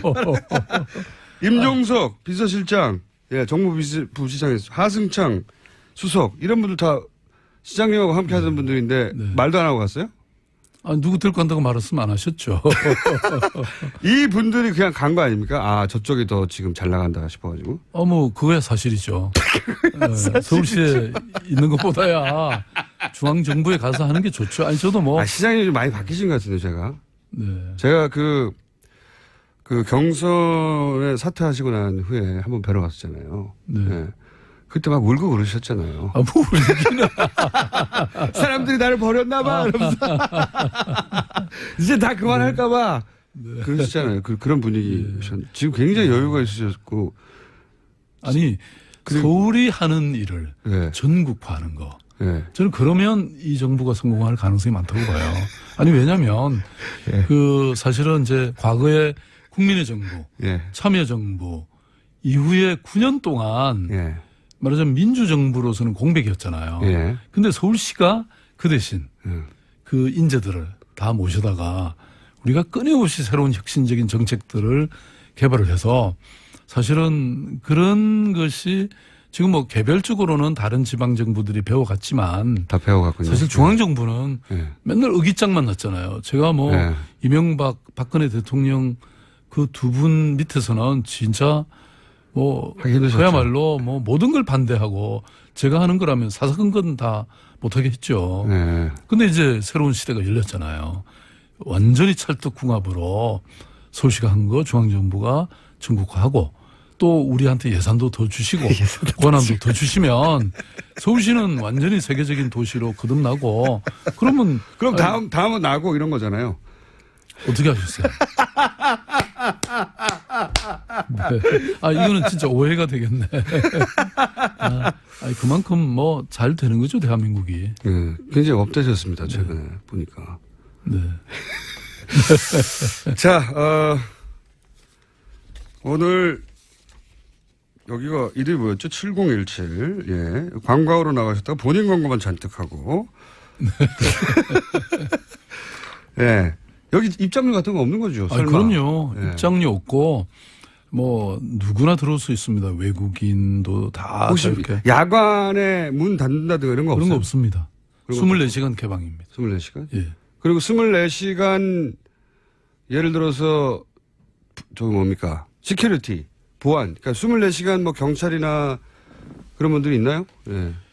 왜냐하면 새벽에 가보고 싶은데 그럴 수 있잖아요. 데이트하고 싶은데 밤에 좀 무섭을 수도 있고. 아니 그러니까 CCTV가 있고 당연히 그거 다 지키고 있죠. 네. 더군다나 거기가 이제 안전에 또 문제가 있을 수 있잖아요. 아까 그것을 제가 보기에는 왜냐하면 이게 이런 다리가 생겼으면 낮에는 일반 시민들이 많이 가볼 거고 밤이 점점 깊어질수록 연인들이 갈 공산이 크거든요. 제가 예, 보기에. 예. 그리고 야경이 굉장히 좋습니다. 네. 예. 거기 가보시면 은하수를 이렇게 또 그 색채로 재현해 갖고 아마 그 또 밤에 낮에 못지않게 많은 분들이 오실 겁니다. 그러니까 특히 새벽녘에 보안 문제 뭐 경비든 뭐 경찰이든 그걸 좀 신경 써주세요. 그 생각보다는 꼼꼼하시네. 네. 맞아요. 저는 밤에 갈 것 같아요. 그런 거 다 저희들이 대비를 해놓고 있습니다. 그리고 이제 해외로 곧 출국하신다는 제가 이야기도 곧 금방 예. 들었는데 무슨 이번 주 일요일 날 제가 두 나라 인도네시아하고 말레이시아 두 군데를 다녀옵니다. 네. 왜냐하면 지금 그 사드 문제 때문에 중국 관광객이 지금 완전히 줄어들었잖아요. 네. 근데 이 우리나라 특히 서울은 지금 관광으로 먹고 사는 도시거든요.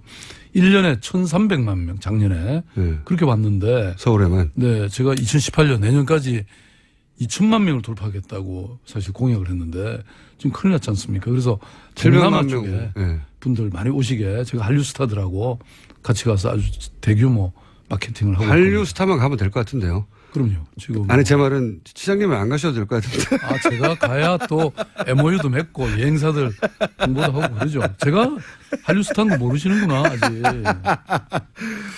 한류 중국에, 스타일만 보내면 될 것 같은데. 중국에 제가 빨간 바지 입고 가서 그때 그 1억 명 이상이 봤습니다. 한 가지만 더요. 네. 그 조형물 중에 제가 문자가 와서 제가 보내드리려고 하다가 문자가 와서 지금 질문 드려야 될 것 같은데 거기 뭐 슈즈트리 그러니까 신발로 만든 조형물이 있나 보죠? 네, 있습니다. 네. 예. 그걸 가지고 이게 뭐랄까요 흉측하다 뭐 이런 얘기도 있나 봐요. 그게 무슨 미적 감각이라는 게 다 사실 개인차가 있어서 그게 논란이라고까지 할 수는 없을 것 같은데 여하간 그렇게 바라보는 분들이 있는 것 같습니다. 예, 뭐 비판하는 분들이 굉장히 많다고 들었고요. 예. 그런데 이제 이게 보행 도로잖아요. 예. 사람이 걸어 다니는 길이기도 하고 이제 공원이기도 하고 수목원이기도 하고 지금 그렇거든요. 예. 그런데 그런 의미에서 아마 그 작가가 그런 개념으로 이제 만들었는데 저는 이 예술가는 좀 또 그렇게 좀 맡겨 주시면 좋을 것 같습니다. 왜냐하면 예술품이라는 게 반드시 이뻐야 되는 게 아니거든요. 예뻐야 되는 것은 아니죠. 예. 그리고 보십시오. 이게 저는 그런 생각을 하는데요. 에펠탑 있죠? 예. 그게 처음 만들어지고 나서 비판이 엄청 많았대요. 맞습니다. 근데 지금 뭐 에펠탑 누구나 가서 사진 찍고 올라가 보잖아요. 예. 고흐의 작품이 그 당대에는 하나도 안 팔린 거 아시죠? 지금 뭐 수백만 불 팔립니다. 그러니까 예술이라는 것은 아까 말씀하신 것처럼 사람에 따라 좀 다르니까 그렇게 또 완성이 안 된 상태라서 그렇다는데 완성되면 좀 달라질 거라고 그러네요. 아니 완성이 안 돼서 완성이 되고 나서도 뭐 미적 감성이 다 다르니까 근데 이제 추한 것도 다 미가 있는 거라고 예. 그렇게 예술가 예. 누군가 로댕입니까? 뭐 역시 하시는 공장장님은 또 예술가이시기도 하네요. 네.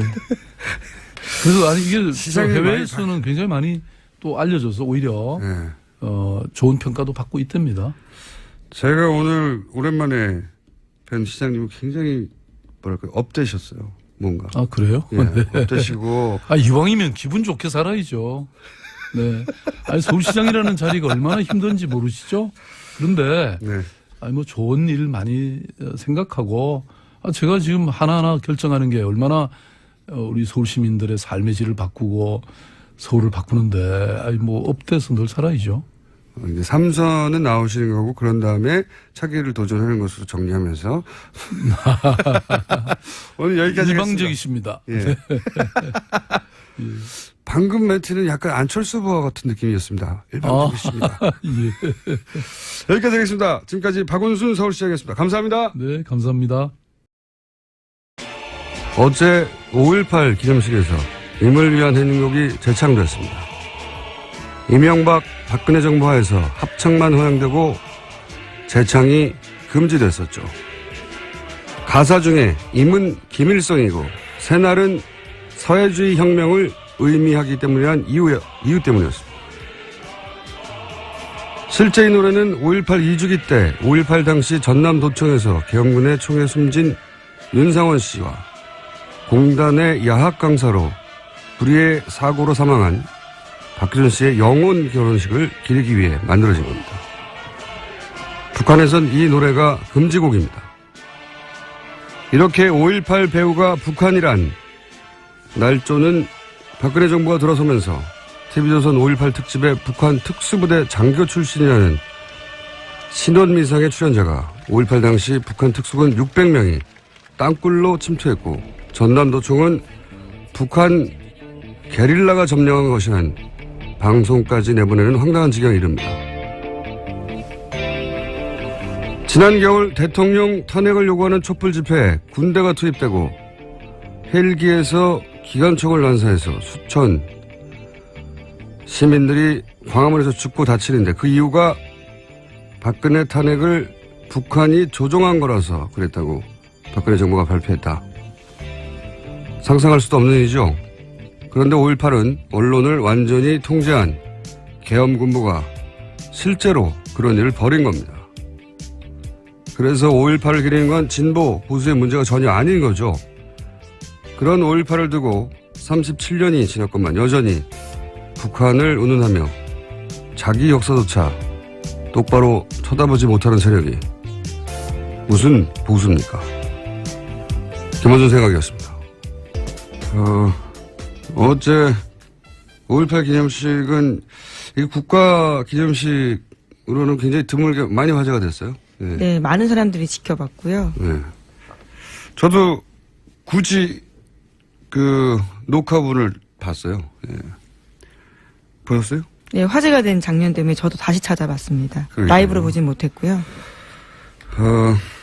기념사도 굉장히 명문이었고, 뭐 어제 화제가 된 게 많은데, 우선 뉴스를 전해주십시오. 예, 관련. 네, 5.18 광주 민주화 운동 37주년을 맞아서 역대 최대 규모의 기념식이 열렸습니다.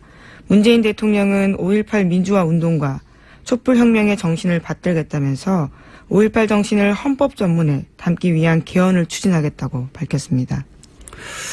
우선 못 들으신 분들을 위해서 잠깐 핵심 문구를 저희가 들려드리겠습니다. 오늘 5.18 민주화 운동 37주년을 맞아 5.18 묘역 개선이 감회가 매우 깊습니다.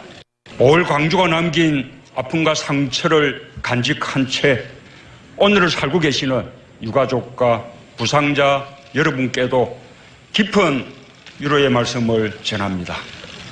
광주의 희생이 있었기에 우리의 민주주의는 버티고 다시 일어설 수 있었습니다. 문재인 정부는 광주 민주화 운동의 연장선 위에 서 있습니다. 저는 이 자리에서 다짐합니다. 새 정부는 5.18 민주화 운동과 촛불혁명의 정신을 받들어 이 땅의 민주주의를 온전히 복원할 것입니다. 문재인 정부는 국민의 뜻을 받드는 정부가 될 것임을 광주 영령들 앞에서 천명합니다. 네, 원래 이런 그 국가기념식의 기념사항이 재미없거든요. 네. 대략 한 30초 듣고 더 이상 듣기 힘든데, 나중에 굉장히 명문이었던 기념사로 아마 나올 것 같아요. 예. 근데 이거보다 더 큰 화제가 된 거는 이제 마지막 부분이었죠. 네. 네. 대통령은 유가족의 추모사를 들으면서 눈물을 흘렸고요. 직접 다가가서 감싸 안으면서 위로를 하기도 했습니다. 다른 것 떠나서 가장 인상적인 장면이 이제 그 본인의 생일이 마침 아버지의 기일인 5.18 당시 태어난 한 유가족의 추도사를 하면서 이제 감정이 격해졌는데 그 장면을 지켜보다가 문재인 대통령이 일어나서 이제 나가고 있는 그 유가족을 다시 불러가지고 안아주는 장면 굉장히 인상적이었어요. 네, 올 거라고 전혀 예상을 못했기 때문에 등을 보이고 나가고 있었는데 다시 돌아가서 대통령과 악수를 하다가 끌어안고 울게 된 거죠. 제가 며칠 전에 이제 일본 위안부 문제에 대해서 이제 국민들이 받아들일 수 없다라고 한 데 대해서 없던 아빠가 생긴 것 같다. 그렇게 느낄 거라고 얘기를 했는데 이 장면이야말로 어떤 그런 국민 아빠로서의 상징적인 장면이었죠. 이런 장면을 보고 만약에 울컥하는 분도 있고 아닌 분도 있겠죠. 근데 울컥하는 분들이 있었다면 그분들은 아마도 지난 정권에서 이제 그만큼 마음을 주고 이제 기댈 곳이 없었던 거죠. 네, 그래서 그런 장면을 울컥하는 거고. 원래 이게 대선처럼 전 국민이 참여하는 전국적인 대규모 선거는 그 지난 정권에서의 결핍, 내가 겪었던 결핍, 그 결핍을 채워준 누군가를 이렇게 찾아 마음을 주는 그런 집단 무의식이 발현되는 과정이군요. 그런 관점에서 이제, 아빠를 찾았던 거죠. 한편으로. 네, 실제로 어제 유가족도 직접 그렇게 이야기했습니다. 김소영 씨였는데 아버지가 안아준 것처럼 따뜻하고 포근했다라는 이야기를 했거든요.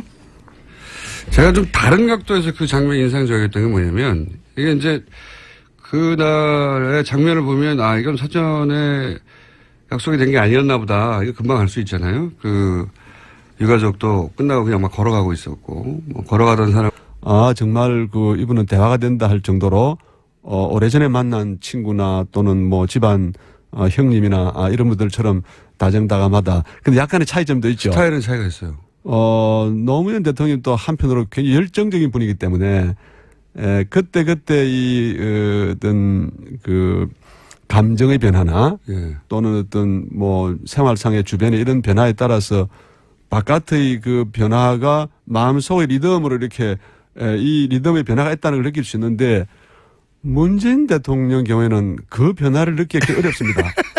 그래서 저는 예전에 같이 동의합니다. 같이 일할 때나 또 뭐 그 이후에도 예.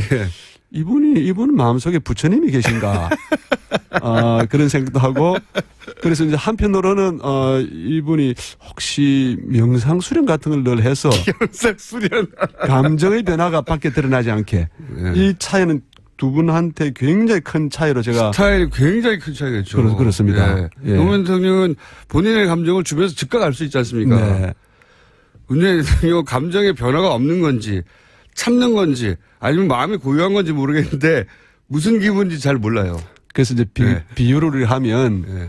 한 분은 이제 화산 같은 분, 좀 활화산 같은 그런 분이고 한 분은 호수 같은 분이다. 제가 그렇게 늘 생각을 하고요. 상극인데요. 상극이죠. 예. 상극인데 호수에 화산을 집어넣으면 꺼지거나 아니면 호수가 마르거나 둘 중에 하나 아닙니까? 그래서 이제 근데 이제 공통점이 많기 때문에 본래 네. 같은 과에 출발했고 그러나 약간의 그 스타일의 차이는 있지만은 두 분이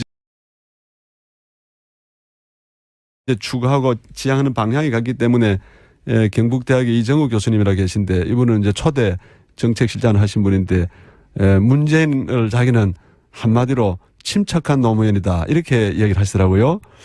제가 저도 동의하는데 특히 이제 노 대통령 서거하셨을 때 그 첫 공식 발표를 그 부산대학병원에서 예, 저도 우리 문재인 대통령께서 하시는데 제가 그 장면은 너무나 슬픈 일이고 너무나 고통스러운 장면인데 그분의 침착성을 제가 보고 야 사람이 저 정도의 침착성에 도달할 수 있는가 제가 그런 걸 느꼈고 그때 제가 비로소 그 전까지는 저는 그냥 뭐 그분은 비서실장 하시고 저는 이제 정책실장 했기 때문에 뭐 우리가 비슷한 일을 한다 이렇게 생각했는데 이분은 우리나라의 어떤 그 운명을 짊어져도 될 수 있는 분이다. 제가 그때 그렇게 판단했습니다. 본인이 먼저 알아보셨다는 얘기군요. 뭐 그렇게 제가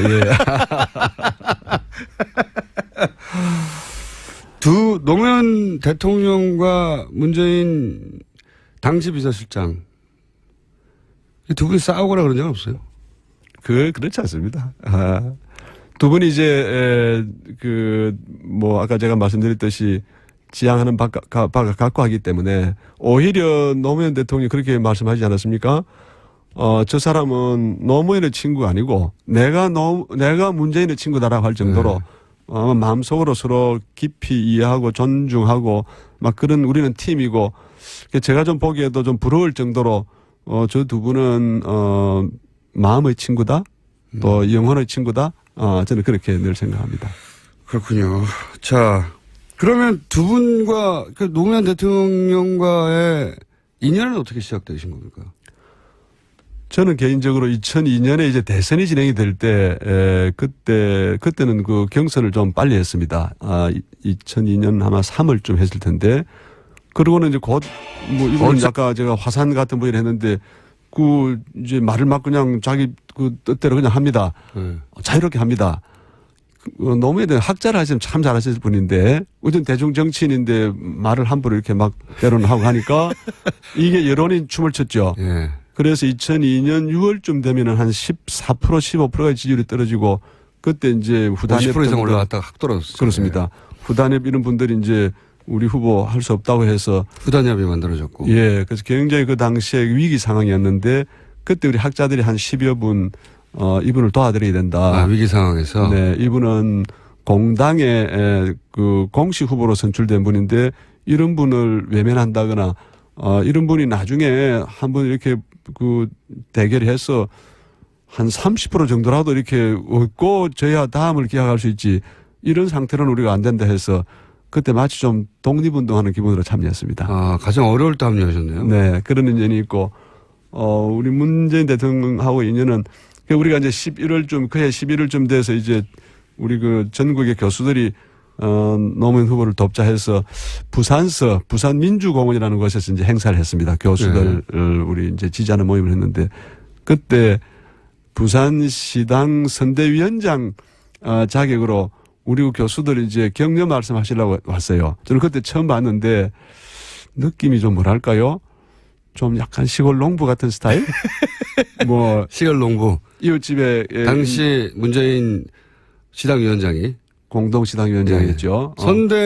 부산 선대본부장 했던 걸로 제가 기억합니다. 예. 근데 이제 그 자격으로 이제 오셔가지고 고맙다 인사하고 했는데 지금은 이제 권력 의지도 충만하시다 하고 또 이제 대통령이 되셨으니까 지금은 보면 이제 눈빛이 다르잖아요.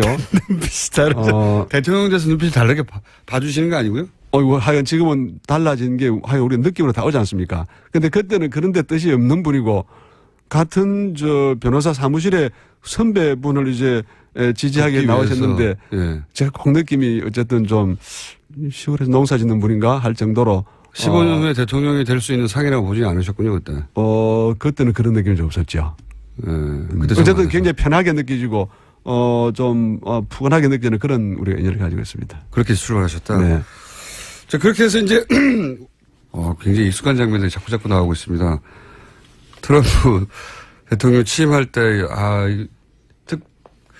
탄핵하는 거 아닌가요? 이런 이야기를 한 적이 있는데, 예.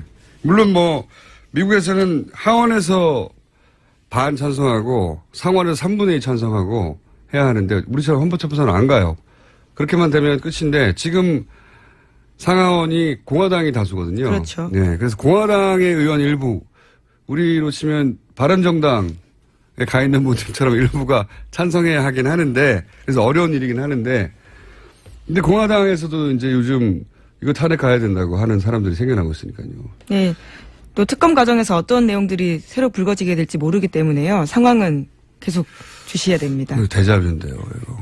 미국 민주당은 한국에 와서 촛불 집회에 참여했던 분들과 촛불 집회를 이끌어갔던 그 단상에 올라갔던 시민단체들 만나서 어떻게 해야 되는지를 좀 물어봐 주시기 바랍니다. 그리고 미국의 이제 CBS라든가 MBC라든가 방송국들은 TBS에 오세요. 저희가 탄핵 방송을 어떻게 하는지 알려드릴 테니까. 여기까지 하겠습니다. 시사인의 김은지였습니다. 감사합니다. 새 정부가 출범을 하면 사람들은 많은 걸 궁금해합니다. 대통령이 어떤 등산복을 입는지부터 앞으로 어떤 정책을 펼칠지까지 해서 저희가 오늘 특별한 손님을 모셨습니다. 문재인 정부는 특히나 노무현 정부의 공 혹은 과 모두를 발전적으로 계승하겠다고 하는 상황이기 때문에 특별히 모신 손님 노무현 정부의 마지막 청와대 정책실장이었고 그리고 문재인 대통령의 정책 교사 역할을 한 성경용 이름 굉장히 발음하기 어렵습니다. 성경용 한림대 교수 나오셨습니다. 안녕하십니까? 네, 안녕하십니까? 이름이 정말 어렵습니다. 발음하기 성경용. 예, 좀 그렇습니다. 예. 제가 구글 검색하면은 그 이름은 세계에서 하나밖에 없습니다. 그래요? 네. 좋은 이름이네요. 그렇다고 봐야죠. 성경용. 예. 어린 시절부터 이름 때문에 이런저런 에피소드 많습니다. 그 중에 재밌는 거 하나만 알려주세요. 재밌다기보다는 이제 우리가 창고에 가면 예. 무슨 우체국이나 은행이나 가면은 제가 뭐 그동안 수십 번, 수백 번 이름을 말했는데 한 번도 제대로 쓴 적이 없고 그래서 다음에 이제 가서 직접 쓰겠다 하면 그 직원들이 되게 좀 불쾌하게 생각합니다. 성경 리을이 아니라 이응으로 하는 경우가 많죠. 되게 그렇게 하기도 하고요. 네. 윤으로 하기도 하고 영으로 하기도 하고 그렇습니다.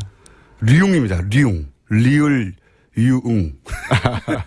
자, 이 이름을 기억해 두시는 게 좋지 않을까 싶어서 제가 굳이 이름을 계속 말씀드리는 거고요.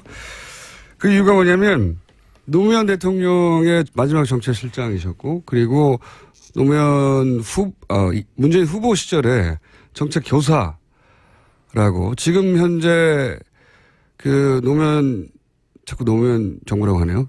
문재인 정부의 정책이 어디로 갈 건지는 이분이 기본 설계를 했다 이렇게 보시면 되는 두 분 다 겪은 분이고요.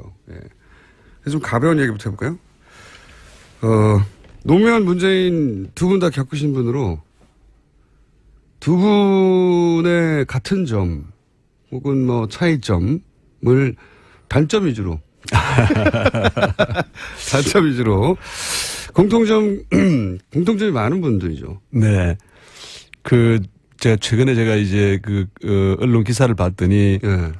아마 문재인 대통령께서 처음 고시 합격하고 변호사를 하기 위해서 부산을 이제 찾았는데 예. 그때 아마 노무현 변호사 사무실로 이제 갔답니다. 예. 그래서 면접을 했는데 노무현 당시 변호사가 문재인 뭐랄까요? 초짜 변호사를 면접을 했대요? 그렇습니다. 그렇군요. 면접을 했는데 이제 걱정을 했대요. 사무실에서. 지금 뭐 이렇게 경제적으로 넉넉한 사무실이 아니기 때문에 네. 이렇게 아주 우수한 변호사가 와서 여기서 차석이었을까? 그렇습니다. 예. 그랬는데 인터뷰하고 나서 사무장이 그렇게 했대요. 뭐 금전적인 문제는 걱정할 필요가 없는 것 같다고. 왜 그러냐 했더니 노변이나 문변이 다 같은 과이기 때문에 같은 과다. 이분은 무슨 돈을 추구하는 사람이 아니고 뭔가 정의를 추구하고 어려운 사람들을 돕는 그런 이 분이기 때문에. 그러면 사무장이 맺어준 인연입니까? 그렇지 않겠죠. 그거야 이제 다른 분 소개를 받고 해서 이제 오셨는데, 사무장이 저는 아주 두 분을 잘 봤다고 봅니다. 제가 볼 때도, 여러 가지 이제 공통점을 말할 수 있는데, 이분들은 두 분 다 이제 굉장히 어려운 가정 환경에 자랐는데, 자라면서 약자들의 어떤, 어려움, 고통, 한, 이런 걸 아주 뭐 본인 스스로 다 체험하셨고, 성장하는 과정에서 어려운 가정에서 자란 사람들은, 사람이 우수하면은 대개 자기가 거기서 탈출하려고 하지, 내가 그 속에 일원이 돼서 끝까지 내가 학생운동, 시민운동, 또 정치 활동을 통해서 그분들이 어려운 사람들의 사정을 같이 풀려고 하는 경우가 드물지 않습니까? 저는 가장 두 분의 중요한 공통점이, 두 분 다 어려웠고, 그런데 각자만 탈출해서 내가 잘 살겠다 하지 않은, 그래서 사적 존재에서 공적 존재로 성장하고 그것이 대통령이 되는, 저는 그런 과정을 거치지 않았나 생각합니다. 역시 뭔가 좀 다르게 설명하시네요. 그렇군요. 그 외에 가까이서 본 두 분의 공통점 더 없나요? 공통점은 이제 두 분 다 대화를 이렇게 해보시면 알지만은, 두 분 다 굉장히 다정다감한 분입니다. 맞습니다. 네. 뭐 처음 만나도 꼭 오래전부터 만난 것처럼 뭐 노무현 대통령, 이제 문재인 대통령 두 분 다 사드 배치에 대한 재검토가 과반이 다시 넘었어요. 정권이 바뀌고 나서. 네. 정권이 바뀌고 났더니 이제 새로운 정부가 원하는 방향의 진행 방식이죠, 이게. 사드 배치에 대한 재검토를 하고 국회 동의를 받는 절차. 그 이론이 과반이 넘었다는 것도 주목할 만한 현상입니다. 또 엄청난 비용을 우리 쪽이 부담하라는 이야기가 나오고 있기 때문에요. 여러 지형에서 변화되는 그렇죠. 부분들이 있을 것 같습니다. 대선 직전에 그런 얘기가 나와서 그것도 영향을 줬겠죠. 자, 다음 뉴스는요? 네, 박근혜 정부가 기준을 바꿔서 외교안보 분야의 실무급 회의로까지 볼 수 없도록 봉인해버렸다고 어제 JTBC가 보도했습니다. 인수인계가 제대로 안 됐다고 하는 뉴스의 연장선상이군요, 이게. 예, 그렇습니다. 국가기록원이 2014년 6월에 개정한 대통령 기록물 비공개 세부 기준 때문인데 외교안보 실무급 회의의 회의로까지 비공개 기록물로 포함시키도록 했다라는 겁니다. 그래서 이 기준에 따라서 일본과 위안부 문제 실무회의인 국장급 협의가 포함됐고요. 또 소파와 한미합동위원회 회의록도 비공개로 돌리게 됐습니다. 이게 이제 이런 의혹인 거죠. 위안부 협상과 사드 협상을 하고 나서 도대체 협상 과정에서 무슨 얘기가 오갔는지를 보지 못하게 하려고 법을 개정했다는 거죠. 대통령 기록물. 그렇죠. 실무급 회의로까지도 못 보게 세부적으로. 그래서 사드와 위안부 문제를 어떻게 협상했는지, 무슨 말이 오갔는지를 볼 수 없게 된 겁니다. 예. 그런 내용입니다. 그런 회의를 하고 나서 그 회의록이 문제가 될 수 있다고 생각한 건지, 그런 실무회의까지 다 비공개로 만들어서 지금 볼 수 없게 만들었다. 이게 저는 우연이 아니라고 보는 게 그러니까 이런 법을 개정한 것이 물론 뭐 이 법을 개정한 것은 이거와 상관없다고 말을 하겠죠. 당연히 한 달 후에 됐는데 그 위안부 관련해서 정보 공개 소송을 벌였어요. 네, 제 그렇죠. 기억으로는 그죠? 그런데 그래서 법원에서 일부 공개하라는 판결이 났어요. 네, 그죠? 지난 1월에 이겼습니다. 그래서 외교부가 법원의 명령에 따라서 왜냐면 법원이 공개하라고 했으니까요. 일부를. 공개하라고 해서 이겼는데 외교부가 공개 안 했어요. 공개 안 하고 거꾸로 항소를 했습니다. 다시.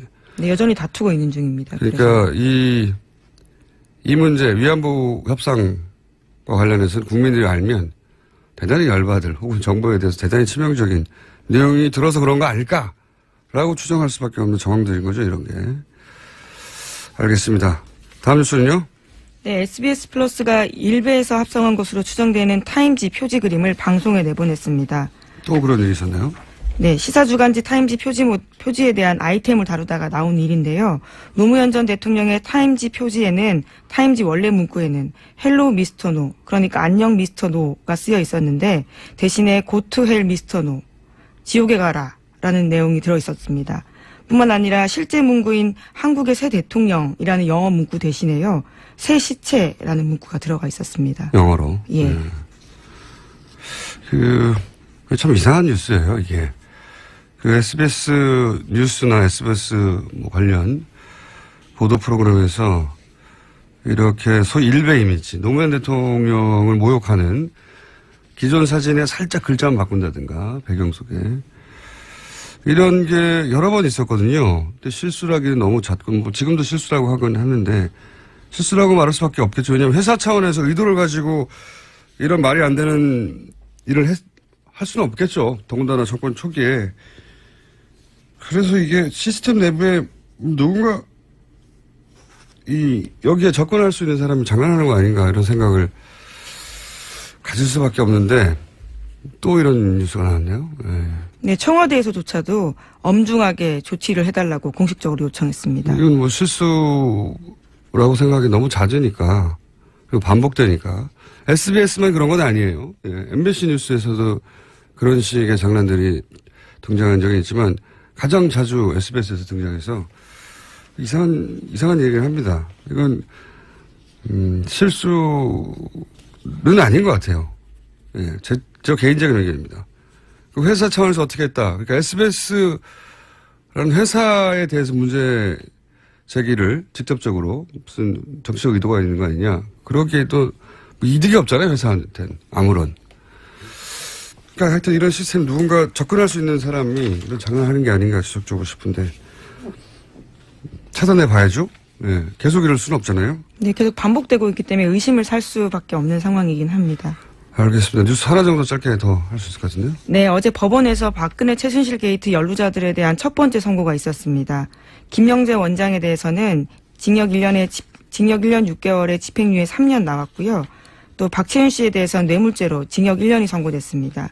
실형이 선고됐어요? 네, 그렇습니다. 원래 뇌물죄는 실형이 선고될 수밖에 없는 혐의이긴 한데 애초에 구속 기소가 되기도 했습니다.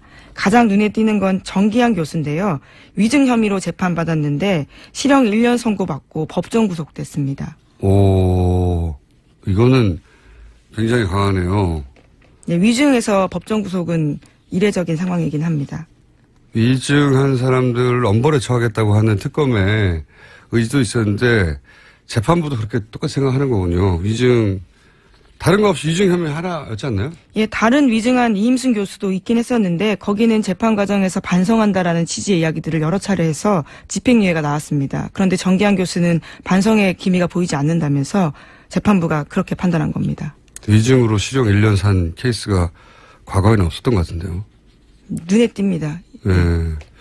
엄벌에 처하겠다는 위증하지 말라는 얘기네요, 앞으로. 예. 그리고 짧게 특검이 지명됐어요, 미국에서. 네. 오늘 경호원이 뒤에서 누가 온다 뒤에서 이렇게 누가 시그널을 온다고. 보냈죠. 그래서 문재인 대통령이 불러 세워서 이제 안아주고 하는 장면인데 그 장면에 제가 인상적이었던 거는 원래 공식 행사장에 이렇게 만 명 단위가 모였잖아요. 공식 행사, 정부 행사장은 항상 엄숙하고, 예, 그다음에 비장하고 경직되고 그다음에 이제 포맷이 굉장히 중요하죠. 격식이 잘 갖춰져 있고. 그래서 그런 속에 들어가면 누구나 이렇게 쭈뼛쭈뼛하게 되고 가능하면 모든 판단 행동을 이렇게 튀지 않고 표정도 무표정하고 안정지향적으로 하게 돼 있어요. 근데 이게 사실 식순에 없는 돌발 행동을 한 거란 말이지 대통령이. 그렇잖아요? 제가 보고 그 장면이 좀 유난히 인상적이었던 건 뭐냐면 대통령 문재인하고 자연인 문재인의 구분이 그때 없어진 거거든요. 순간적으로. 제가 보기엔 이게 현재까지 문재인 정부 국정 지지도가 이제 계속 상승하게 만들고 있는 본질이에요. 뭐냐면은 자연인으로서 문재인 품성과 품성이 이제 대통령으로서 요구되는 여러 가지 상징적 자질이 있잖아요. 그런 품성이 그런 대통령으로서 요구되는 자질로 막 드러나는 거죠. 그때 사람들 마음이 움직이는 거고 울컥하게 되는 건데 그렇기 때문에 제가 보기에는 야당이 이런 식으로 문재인 정부가 계속 가면 문재인 정부를 상대로 싸우기가 쉽지 않다. 마음을 너무 뺏어가고 있어요 지금. 예. 그런 자연인 문재인과 대통령 문재인이 합쳐서 만들어지는 여하간 인상적인. 네, 자기가 서 있는 자리에서 무엇을 해야 하는지 가장 잘 아는 모습으로 보였습니다. 근데 그게 이제 보통은 이제 대통령이라고 하는 자리에서 이런 큰 행사를 가면 사전 각본에 대해서 움직이는데 그게 없다는 거죠. 예. 그래서 문재인 대통령 상대하기 좀 어렵겠다 야당이 그런 생각이 듭니다. 자, 하여튼 못 보신 분들은 영상을 보시면 인상적인 장면이 좀 나옵니다. 다음 뉴스는요? 네, 이른바 돈봉투 만찬과 관련해서 이영렬 서울중앙지검장과 안태근 법무부 검찰국장에 대한 대대적인 감찰이 시작됐습니다. 어제 이 두 사람은 사의를 표명했는데요. 청와대에서 받아들이지 않았습니다. 징계 여부가 확정돼야지만 받겠다라는 겁니다. 그렇군요. 원래 이제 공직자들이 사표를 내버리면 징계를 할 수 없잖아요. 일종의 꼼수 사표가 되는 거죠. 민간인이 되니까. 근데 공직에 있을 때 그러니까 원래 사표를 못 내게 하죠, 그래가지고. 예. 이게 징계 수에 따라서 많은 게 바뀌거든요. 뭐 연금을 받냐, 못 받냐부터 시작해서. 그래서 사표를 수리하지 않은 거고요, 일부러. 관련 뉴스가 또 있습니까? 네, 이와 관련해서 검찰이 조직적으로 반발하고 있다라는 서울신문 아침 보도도 있는데요.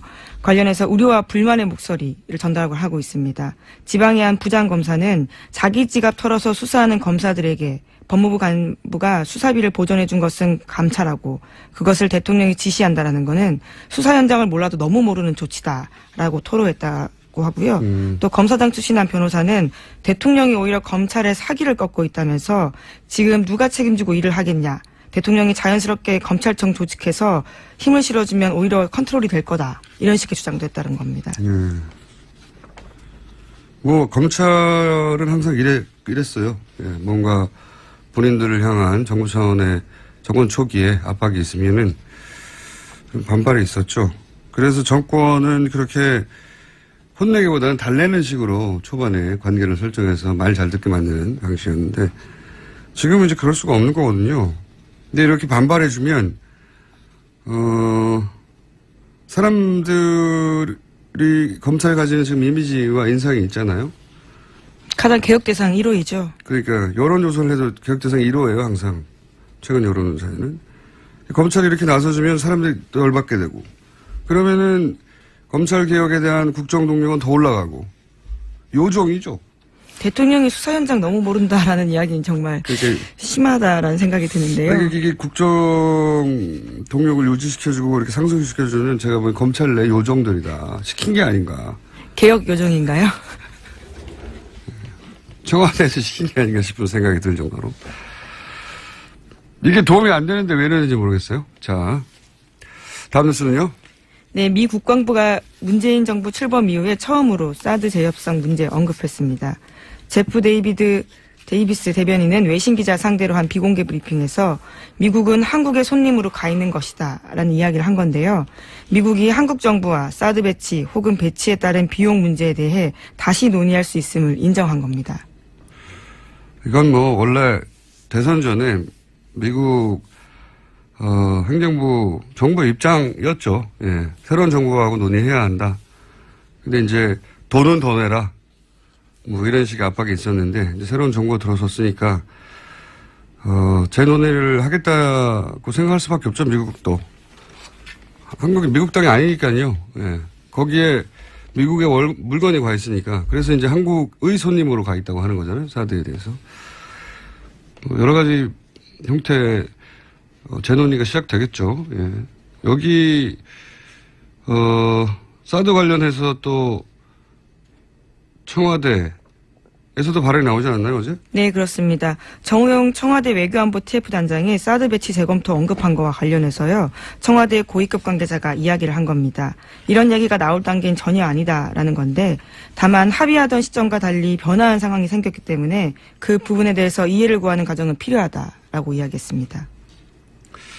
최근 제가 재밌는 여론조사를 봤는데 뭐 다음 주쯤에는 그 여론조사를 짚어보는 시간도 마련해야 될 것 같은데 사드 찬성이 과반이 넘어섰어요. 더 높았어요. 그죠? 반대보다.